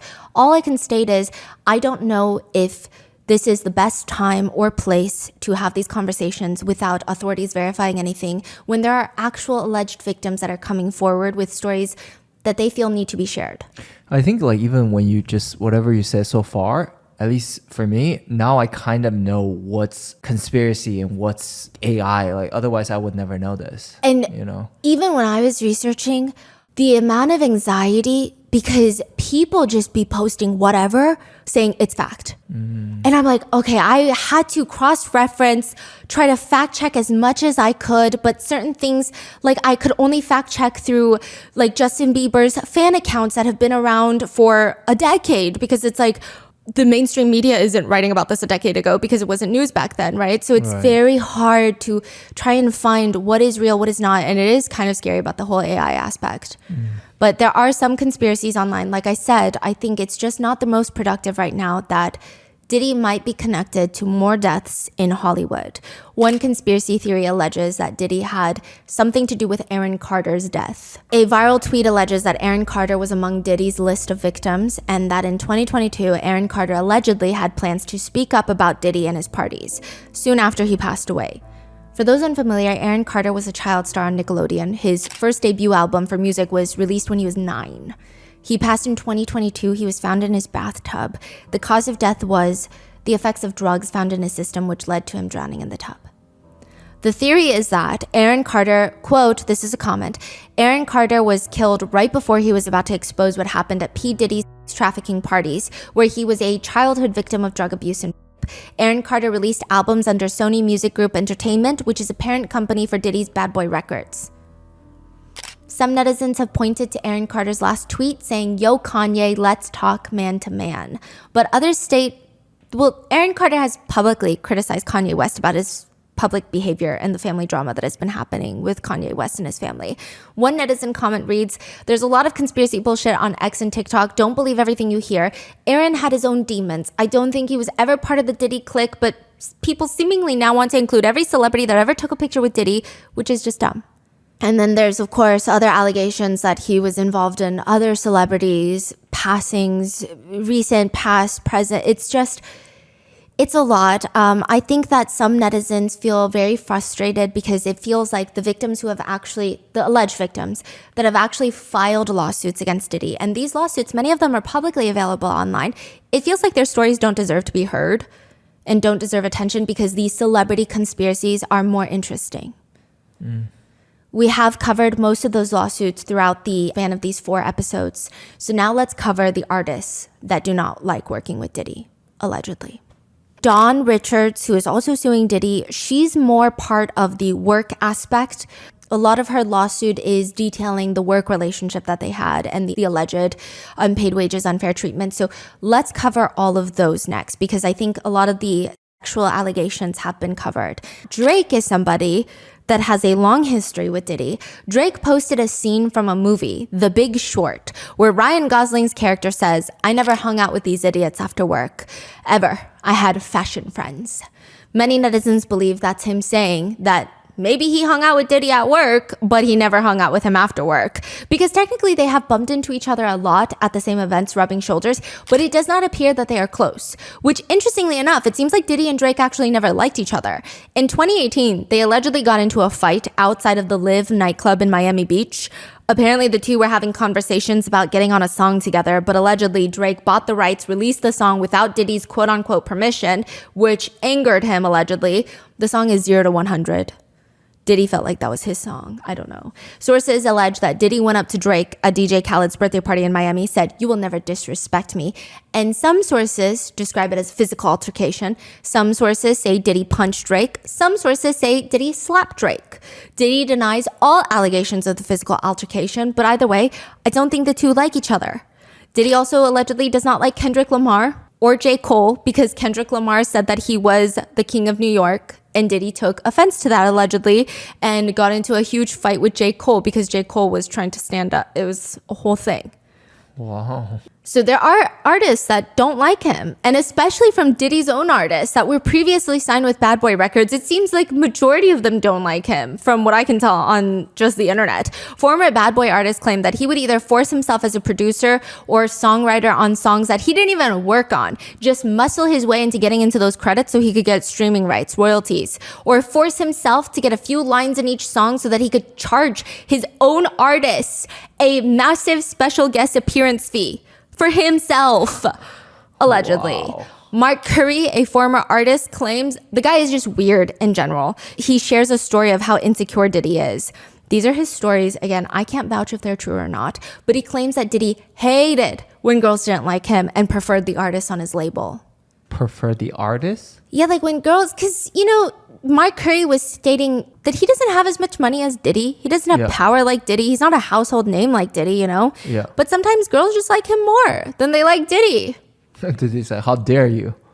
He alleged that Diddy seemed to be the type of person that felt like he's the one that has the money. He's the one that worked hard. He's the one with the fancy suits, the fast cars.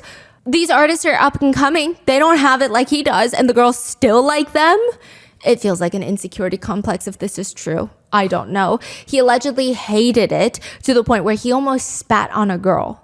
Allegedly, a girl liked Mark Curry over him, to which the girl allegedly responded, wait, Diddy, calm down. I have a twin sister. But honestly, she won't like you either. Whoa. And Mark Curry said that is when he got really, really mad and he thought something was going to go down. So he took that girl out of the situation, was like, we got to go, let's go. Again, I don't know if this is true, but it's very, very weird.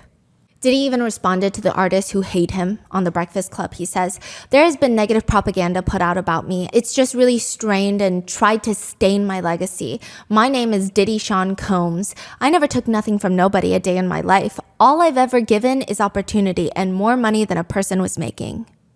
One netizen comment reads, "When every artist on the Bad Boy label is left broke or owing money while the label made millions, it's hard to believe that they're all lying on Diddy."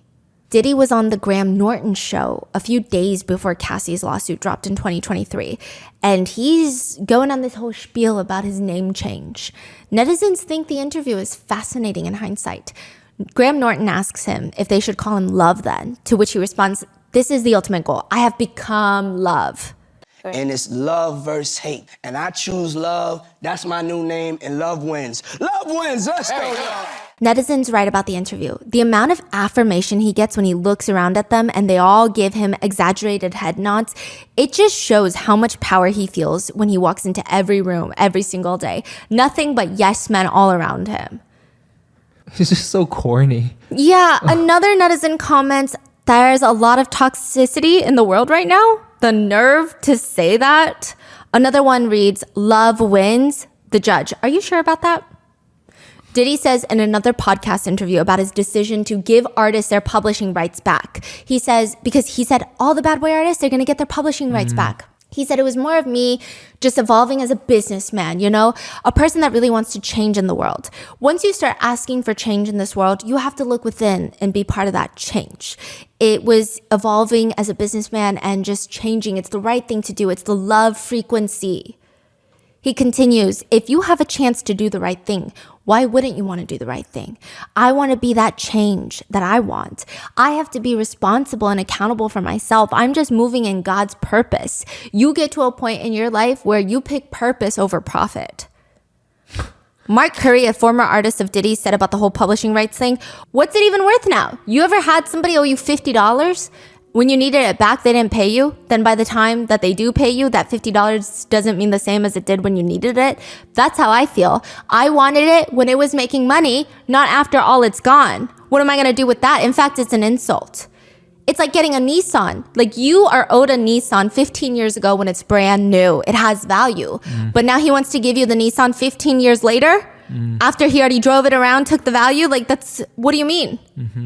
Some artists said getting their publishing rights back, that would be like $300 a month. And it's not even free, if you will. Diddy was going to allegedly make all the artists sign an NDA to never speak about him, his mother, or like any of his family members ever. Mark Curry says, there are different ways you can kill a person. I've noticed Diddy kill a lot of people's spirits. Another former artist under Diddy went off on an Instagram video. It's been a while since he's worked with Diddy. In fact, he's 52 years old now, but he says, like, this guy Puffy is the main motherfucking reason I fucking hate life, dog. People don't even understand. Like, I don't even give a f. I've never been to a point where I thought of self-exit my whole life. Never. I mean, I'm a gangster. I don't know how I started thinking like that. I'd done it all and fell to the bottom. Like, how do you come back from that when you're battling a giant? It has nothing to do with your skill no more, because your skill is 90% better than any other guy that's out there right now, and the world knows it, but it ain't your skill. The world is built on relationships. Another person said, oh yeah, why haven't the artists spoken up now? Or like, why are they now speaking up and why didn't they say something before? Have you ever went up against a billionaire? Which, side note, Diddy actually responded to these Instagram posts in 2022 by posting on his Instagram story a black screen with white words. Stop all your crying and moaning, hustle harder or get the f out of our way. The producer Rodney Jones, the one that is suing Diddy, says, he is a monster. Nothing has changed. This guy has no soul, no duty to anyone, not even his own kids. Mace, another artist that was formerly under Bad Boy, he was actually one of the biggest stars on Diddy's label in the 90s. He said, your past business practices knowingly has continued purposefully starving your artists and have been extremely unfair to the very same artists that helped you obtain that Icon Award. He also points to the irony that Diddy is publicly calling out the Grammys for not showing enough deserved appreciation for black artists, which very, very valid, right? But at the same time, Mace, a black artist himself, is saying, you're also screwing over black artists, Diddy. He's saying about Diddy's business practices, that is not black excellence at all. Mark Curry says it's also pretty obvious that Diddy is what he's trying to do here, like the timing of it right before Cassie's lawsuit. He says, quote, because I think he had some kind of idea that this was coming down the pipeline, tried to cover up his tracks real quick, and it didn't work. Because he publicly announces that he's giving back publishing rights September 2023. Cassie's lawsuit filed November 2023, just a few months later. And yeah, these former employees are not happy. One former employee said, working with Diddy is you have to be ready to catch a brick. And everyone's like, a what? They said it's like if you're walking down the street and someone randomly throws a brick at your head out of nowhere, out of the blue. If he was unhappy with something, you might not have done it, but he thought you did it, you're going to get a brick to the head. Figuratively, metaphorically, right? One time I was surrounded by security guards. He's 6 inches from my face, screaming at me, telling me I f***ed up. That's what I learned what a brick is. I caught my first brick. It was my only brick. One source describes to Rolling Stone, Diddy is, quote, a complicated man with opposing personas. Outwardly, he's this tastemaker who's unapologetically driven, generous, and jovial, even silly at times. He can be the same privately, but if you get close enough, you discover something a lot darker. It's like he has this insatiable need. He's desperate to be accepted and admired, but that desperation can be violent. He publicly declares devotion, makes big donations publicly, and tells everyone to call him Brother Love, which seems to be his attempt at hiding his alleged abuse and violence. Another said, working with Diddy was like working on Game of Thrones. Not the set, but the actual fantasy world. Everyone is walking on eggshells with a unhinged leader, throwing each other under the bus to get closer to the one on the throne. Dawn Richards, a former Danity Kane member, has filed a lawsuit against Diddy. This was a girl group that Diddy was managing. Some of the allegations from the lawsuit read, Mr. Combs has arranged for dozens of young women and girls, some of whom appeared to be underage, to be transported to the party. The women arrived wearing little to no clothing and were given drugs and alcohol. Many of them appeared lethargic or passed out while Mr. Combs and his guests performed sexual acts on them. Mr. Combs repeatedly said things like, quote, "This is a buffet. Enjoy yourselves. This is what we do. This is how we party." Further in the lawsuit, it states, in a state of panic and terror, Ms. Richards fled to the bedroom Mr. Combs had insisted she stay in and barricaded the door shut with furniture. She also states Mr. Combs criticized Ms. Richards for being too skinny, yet declined her request for food and demanded that she only drink peanut butter shakes. Mr. Combs had full meals prepared by a chef and ate them in front of Ms. Richards, never offering her food. Dawn also alleges that at the auditions, he just went around calling young women, allegedly fat, ugly bitches and hoes.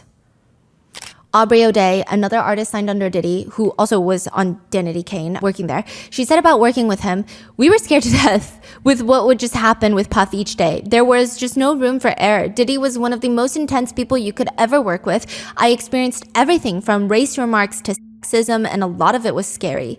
She says about being fired, which, side note, she was fired from the band that she was part of on national television. Danity Kane is the girl group that was formed through Diddy's reality TV show called Making the Band 4 in 2008 on MTV. She gets fired on camera. She says, "I was so young and so many things were put on me. I was fired on national TV for being overly raunchy and promiscuous." That's actually like wrongful termination. That's a lawsuit against a lot of people. She states, I have such a love-hate with it all because I don't think that I would have been able to be so successful in so many other areas had I not been trained under Diddy. He was the hardest person you can work for. It was torture, and not the work part of it, but the other stuff, mind games. There was a lot of betrayal. There was a lot of lies. Diddy would be like, "You're not hot anymore. Like, what happened? You don't have any curves. I can't get people to think you're this really good-looking person." Back then, there was no Me Too. You signed a million NDAs and a million contracts that took away your rights. The answer to what happens if you don't want to do what the executive wants? I'm the full-blown story of that. She says Diddy plays one of the dirtiest games there is around. She also alleges on another podcast that Diddy would say about people, presumably in a professional setting, "Oh, you're not f***able. You look like I could f*** you right now. You look like I can't f*** you." Like, it's just very, how can you say that in a workplace setting? And then about getting the publishing rights back, yeah. Aubrey O'Day states she did not agree to it because she was allegedly required to sign a crazy non-disclosure agreement in exchange, that she would never disparage Diddy or the Bad Boy label. Which, one thing to note, like I've said repeatedly through these episodes, all these are allegations and other people's stories. In the eyes of the law, everybody is innocent until proven guilty. But I will say, with all the stories coming out against Diddy, I don't know how it's going to play out in the court of law, but maybe he's not the best person to be around. Diddy has since applied for bail to be able to prepare for the trial in the comfort of his own $50 million mansion. In the letter to the judge, the defense attorneys write, "The first thing the court should know is that when it became apparent to the counsel that Mr. Combs would at some point soon be formally charged, he did something extraordinary. He left his home in Miami and traveled to New York, the very location of the prosecutors and agents investigating him." What? I love how extraordinary feels like the bare minimum. Like turning yourself in or not running from the law versus, I don't know, what would be ordinary. Regardless, the defense proposes a $50 million bail package. It would be secured by his $48 million Miami mansion that he has fully paid off, as well as his mother's mansion in Miami. He is willing to be on house arrest, home detention, if you will. He's willing to wear a GPS monitor, have no contact with women, submit a weekly drug test, and restrict his travel just between Miami and New York City to attend court, meet with his counsel, and attend medical appointments. The passports, it is said on many a media that the passports for all his family members have been surrendered to his attorneys, which interestingly enough does not include his sons. So I just think it's weird. Really? Yeah, according to what was filed with the judge, it's Diddy's passport, his mom's, and his 4 daughters. That is crazy. Again, I think it's weird. Because Justin Combs and Christian Combs were actually listed in other lawsuits. The girls are, like, one of them just turned 18. The girls are minors. Yeah. Like, they're largely, like, the biggest, one of the bigger victims that have direct ties to Diddy, you know? Yeah. It's just very bizarre. A lot of mainstream media is just like, the children's passports have been taken. But wow. They also state that Diddy is making efforts to sell his private plane and that he will hire his own private security detail to guard him, which I don't know what that even means when they're also alleging that maybe the guns, the defaced AR-15s, were private security that left it at his house. He will not have access to the phone or the internet and will only be visited by a pre-approved list of guests. There are paragraphs that go on and on to list all of Diddy's charitable contributions in the past, which, sure, yes, great, but also he's facing a sex trafficking charge. He's not facing a greedy billionaire charge. You know, the attorneys also later state there's 30 million reasons for this to be depicted as a one-sided thing, one for each dollar that he's being sued. The bail proposal is aggressive, and it likely has to do with Diddy's conditions in jail. A supposed insider for the jail stated, "There's no doubt Diddy will be like Ghislaine. He's going to be a target inside. His lawyers will be doing all they can to get him out. It's a monumental fall from grace." Also because, you know, if you listen to episode 3, there's a lot of the long-standing, passionate opinions about Tupac and Biggie's death, which there might be people that are associated with said groups of gangs in LA that might have found themselves in federal prison in New York. Yeah. One day he's living like a millionaire and now he's in hell on earth, is what people say. Allegedly, Diddy once said that he never wears the same clothes twice, which would be very difficult to do in prison. Diddy's attorneys have stated that the food is inedible, from what I've been told. It's violent. Someone like Mr. Combs might be a target for certain things, and we can't let that happen. One comment reads, "That's not even the worst part.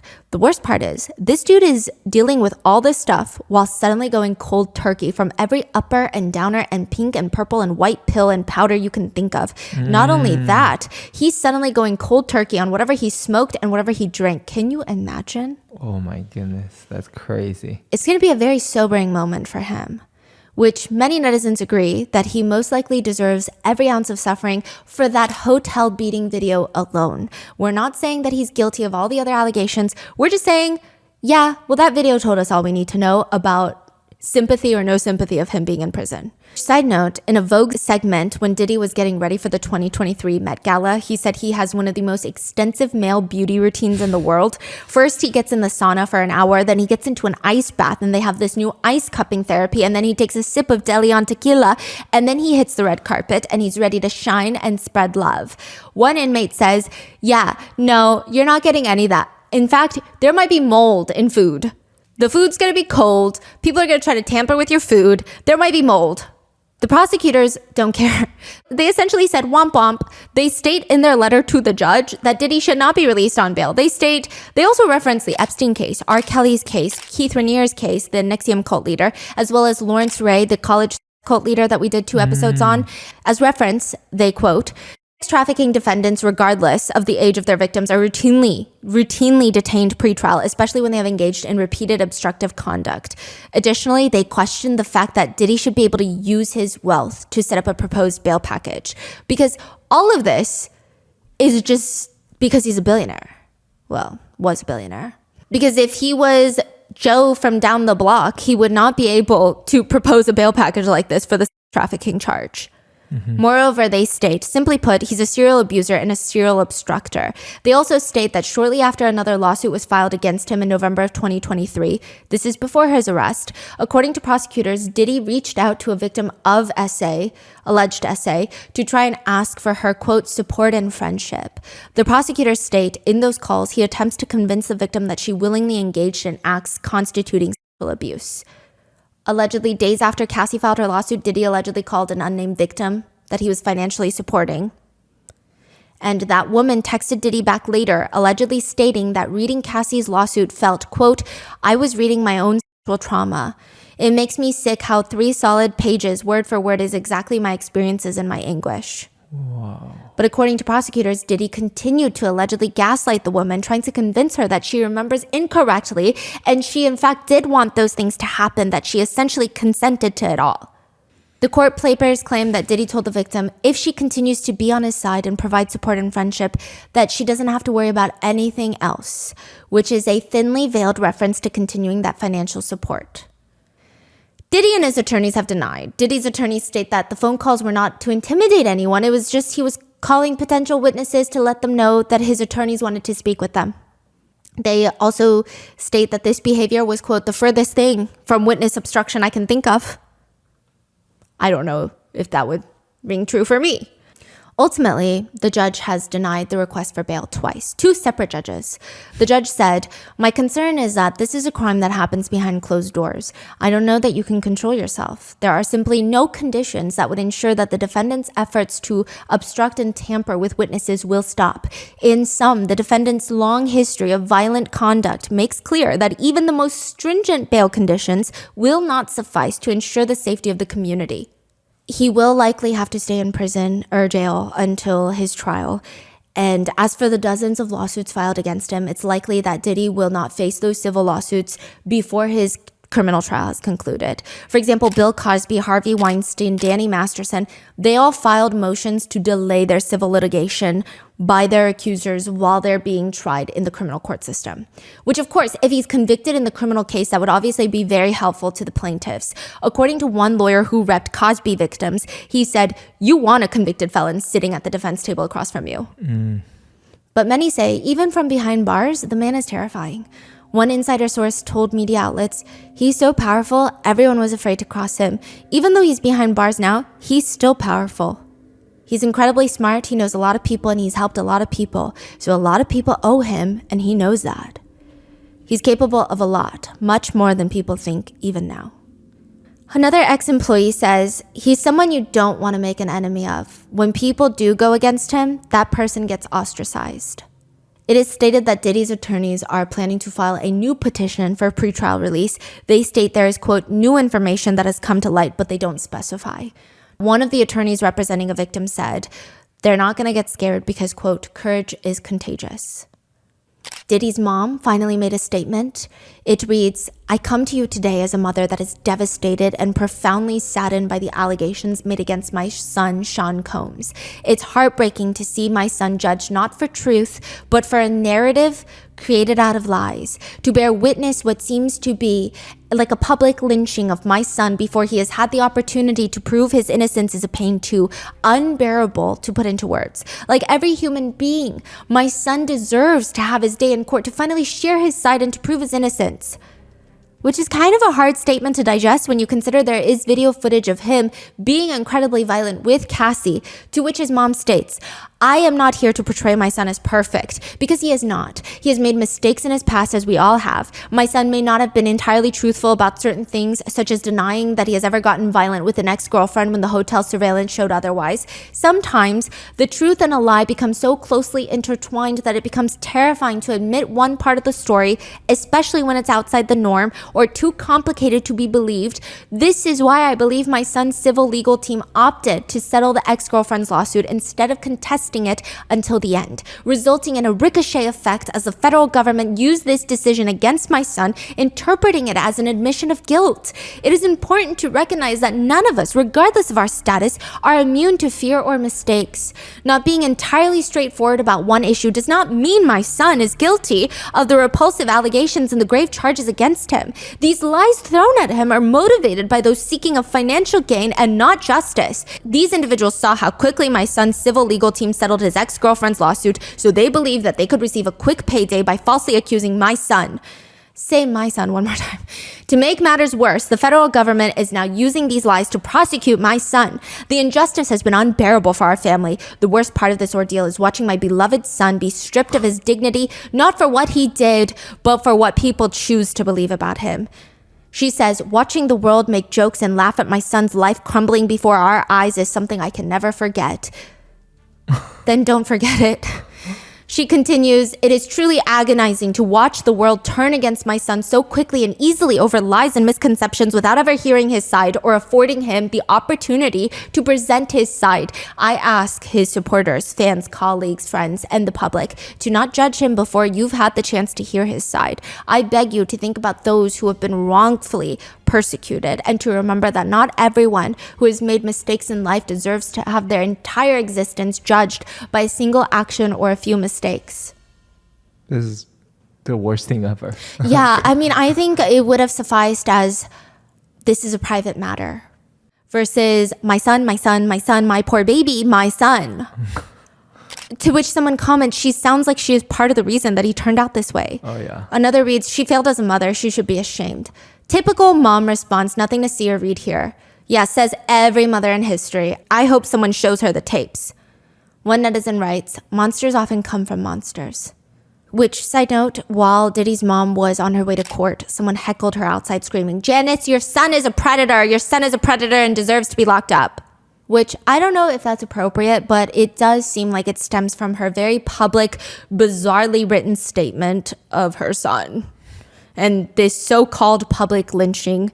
I mean, thankfully, I don't think the children were heckled, especially his minor children. The kids have released their first joint statement. I do want to mention, there are a lot of people saying we should not be calling them the children, the kids, right? Because they're pretty old. So Justin is like 30, or they're nearing 30, Justin and Christian, and they have been named in lawsuits. Again, I'm not saying that they've committed anything wrongdoing. I'm just saying we don't know. But as for the girls, there's a lot of sympathy, like I said.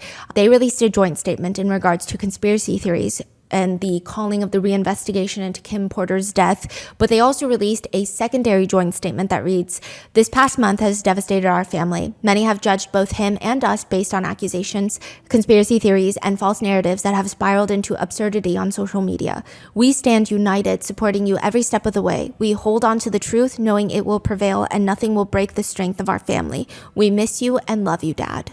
To which a lot of netizens feel sympathy for the kids. They say, as gross as Diddy is, I understand his children defending him. Or, that's still their father, but I definitely wouldn't be speaking to the public at all. Others actually think Diddy is really messed up for allowing his kids to make a statement. Many parents say, as a parent, I would never allow my children to make a public statement because just go through it alone. Don't get your kids involved. They're already going through it. Mm-hmm. You don't need them to make a public statement for media to pick apart, for comments to say, oh, because you want his money. Like, you don't need that. Why did you do that? It only helps Diddy. It doesn't help his kids. Others write, telling the kids not to defend their father when he hasn't been convicted is wild. Their silence would have been just as loud.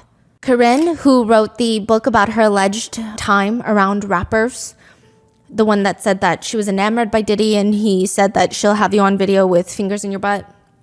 She says, the problem is not just Diddy and it's not just music or hip hop. The problem is men who have a deep down hatred for women. And side note, when her book came out in 2005, everyone hated it, called her a liar, which again, I'm not verifying the statements made in her book, but with Diddy being arrested, it seems like people are now more open to her credibility, perhaps. She says, I said everything I needed to say 10, 20, 15 years ago, and you guys all call me a crazy liar. You call me crazy, bipolar, a whore, and a bitter bitch. And now everyone's calling me to do interviews. Wendy Williams states, You know how I feel about that? His arrest, it's about time.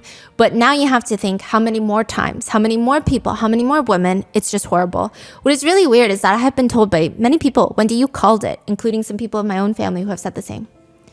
Aubrey O'Day of Danity Kang has stated that she does not feel vindicated because she was one of the first ones to be vocal about Diddy and her negative experience with him. She says, there's no vindication when you're a victim of someone.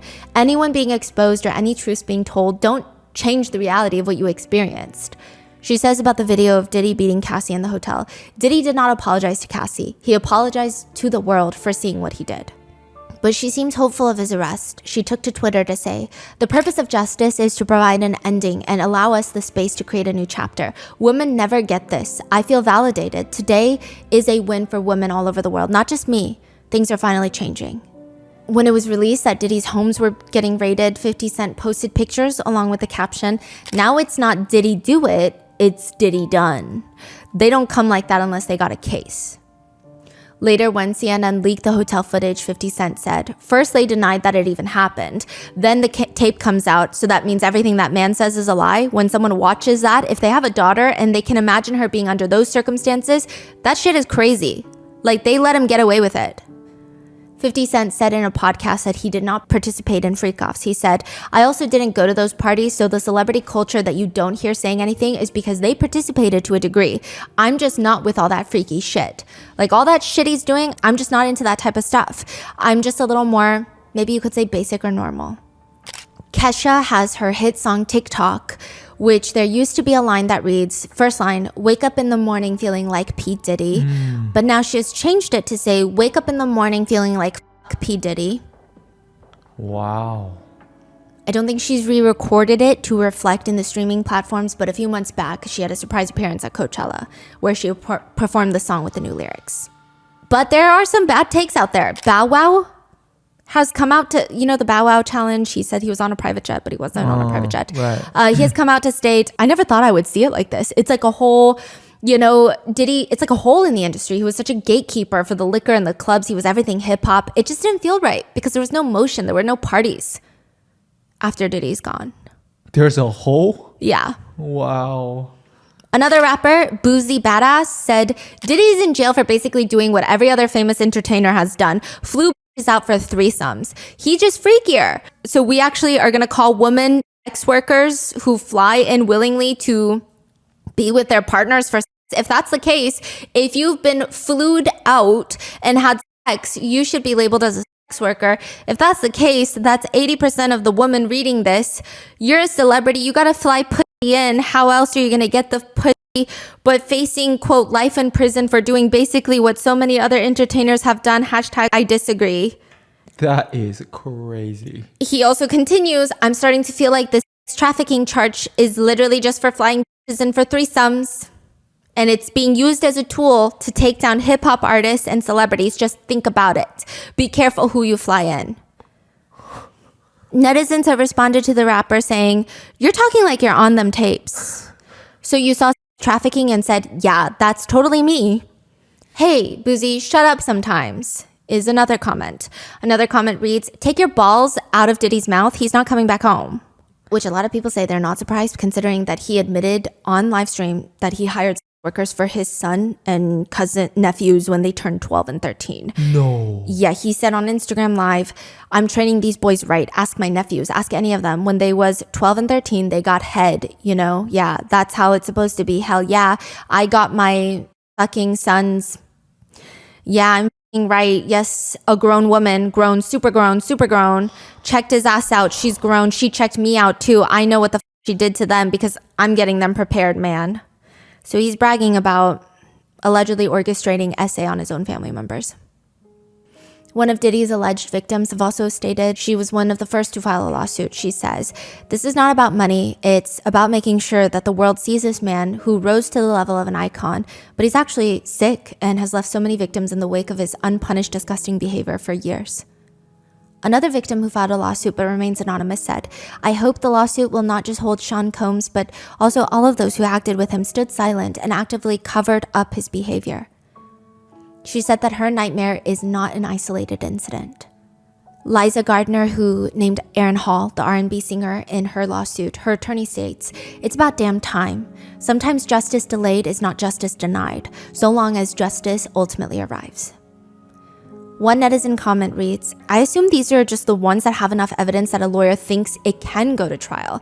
The number could be well into the thousands if you consider this span of 3 decades. Also, statute of limitations varies by state. This disgusting case is just getting worse and worse the more you dig. Another comment reads, I don't even think I know 120 people. Another reads, and how many f***ing people knew about it for decades and decades. Another comment reads, when you think you're untouchable, God has a way of putting his hands on you.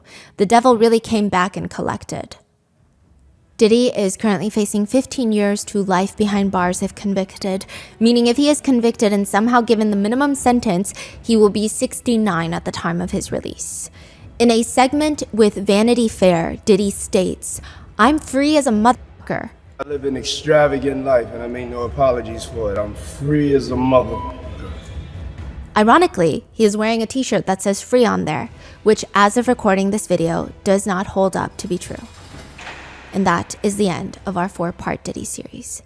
There's actually so much more that I haven't included. I feel like when the trials start happening next year, there's going to be more than 4 more parts is what I'm saying. Yeah.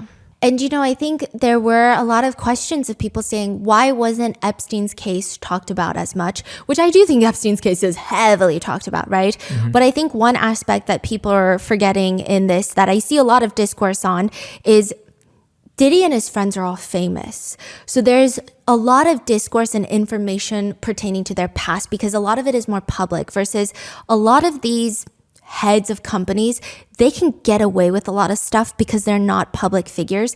And that is also another conversation for another day because people think that there's a lot of executives in the music industry that either knew about what Diddy was doing, was complicit, let it happen, maybe took part in it. Yeah. But I guess nobody really cares about them because it's like, do you really care about John in a suit? Right. When you have Ashton Kutcher, you know? So I don't know. What are your thoughts? Let me know and stay safe. I will see you guys in the next one.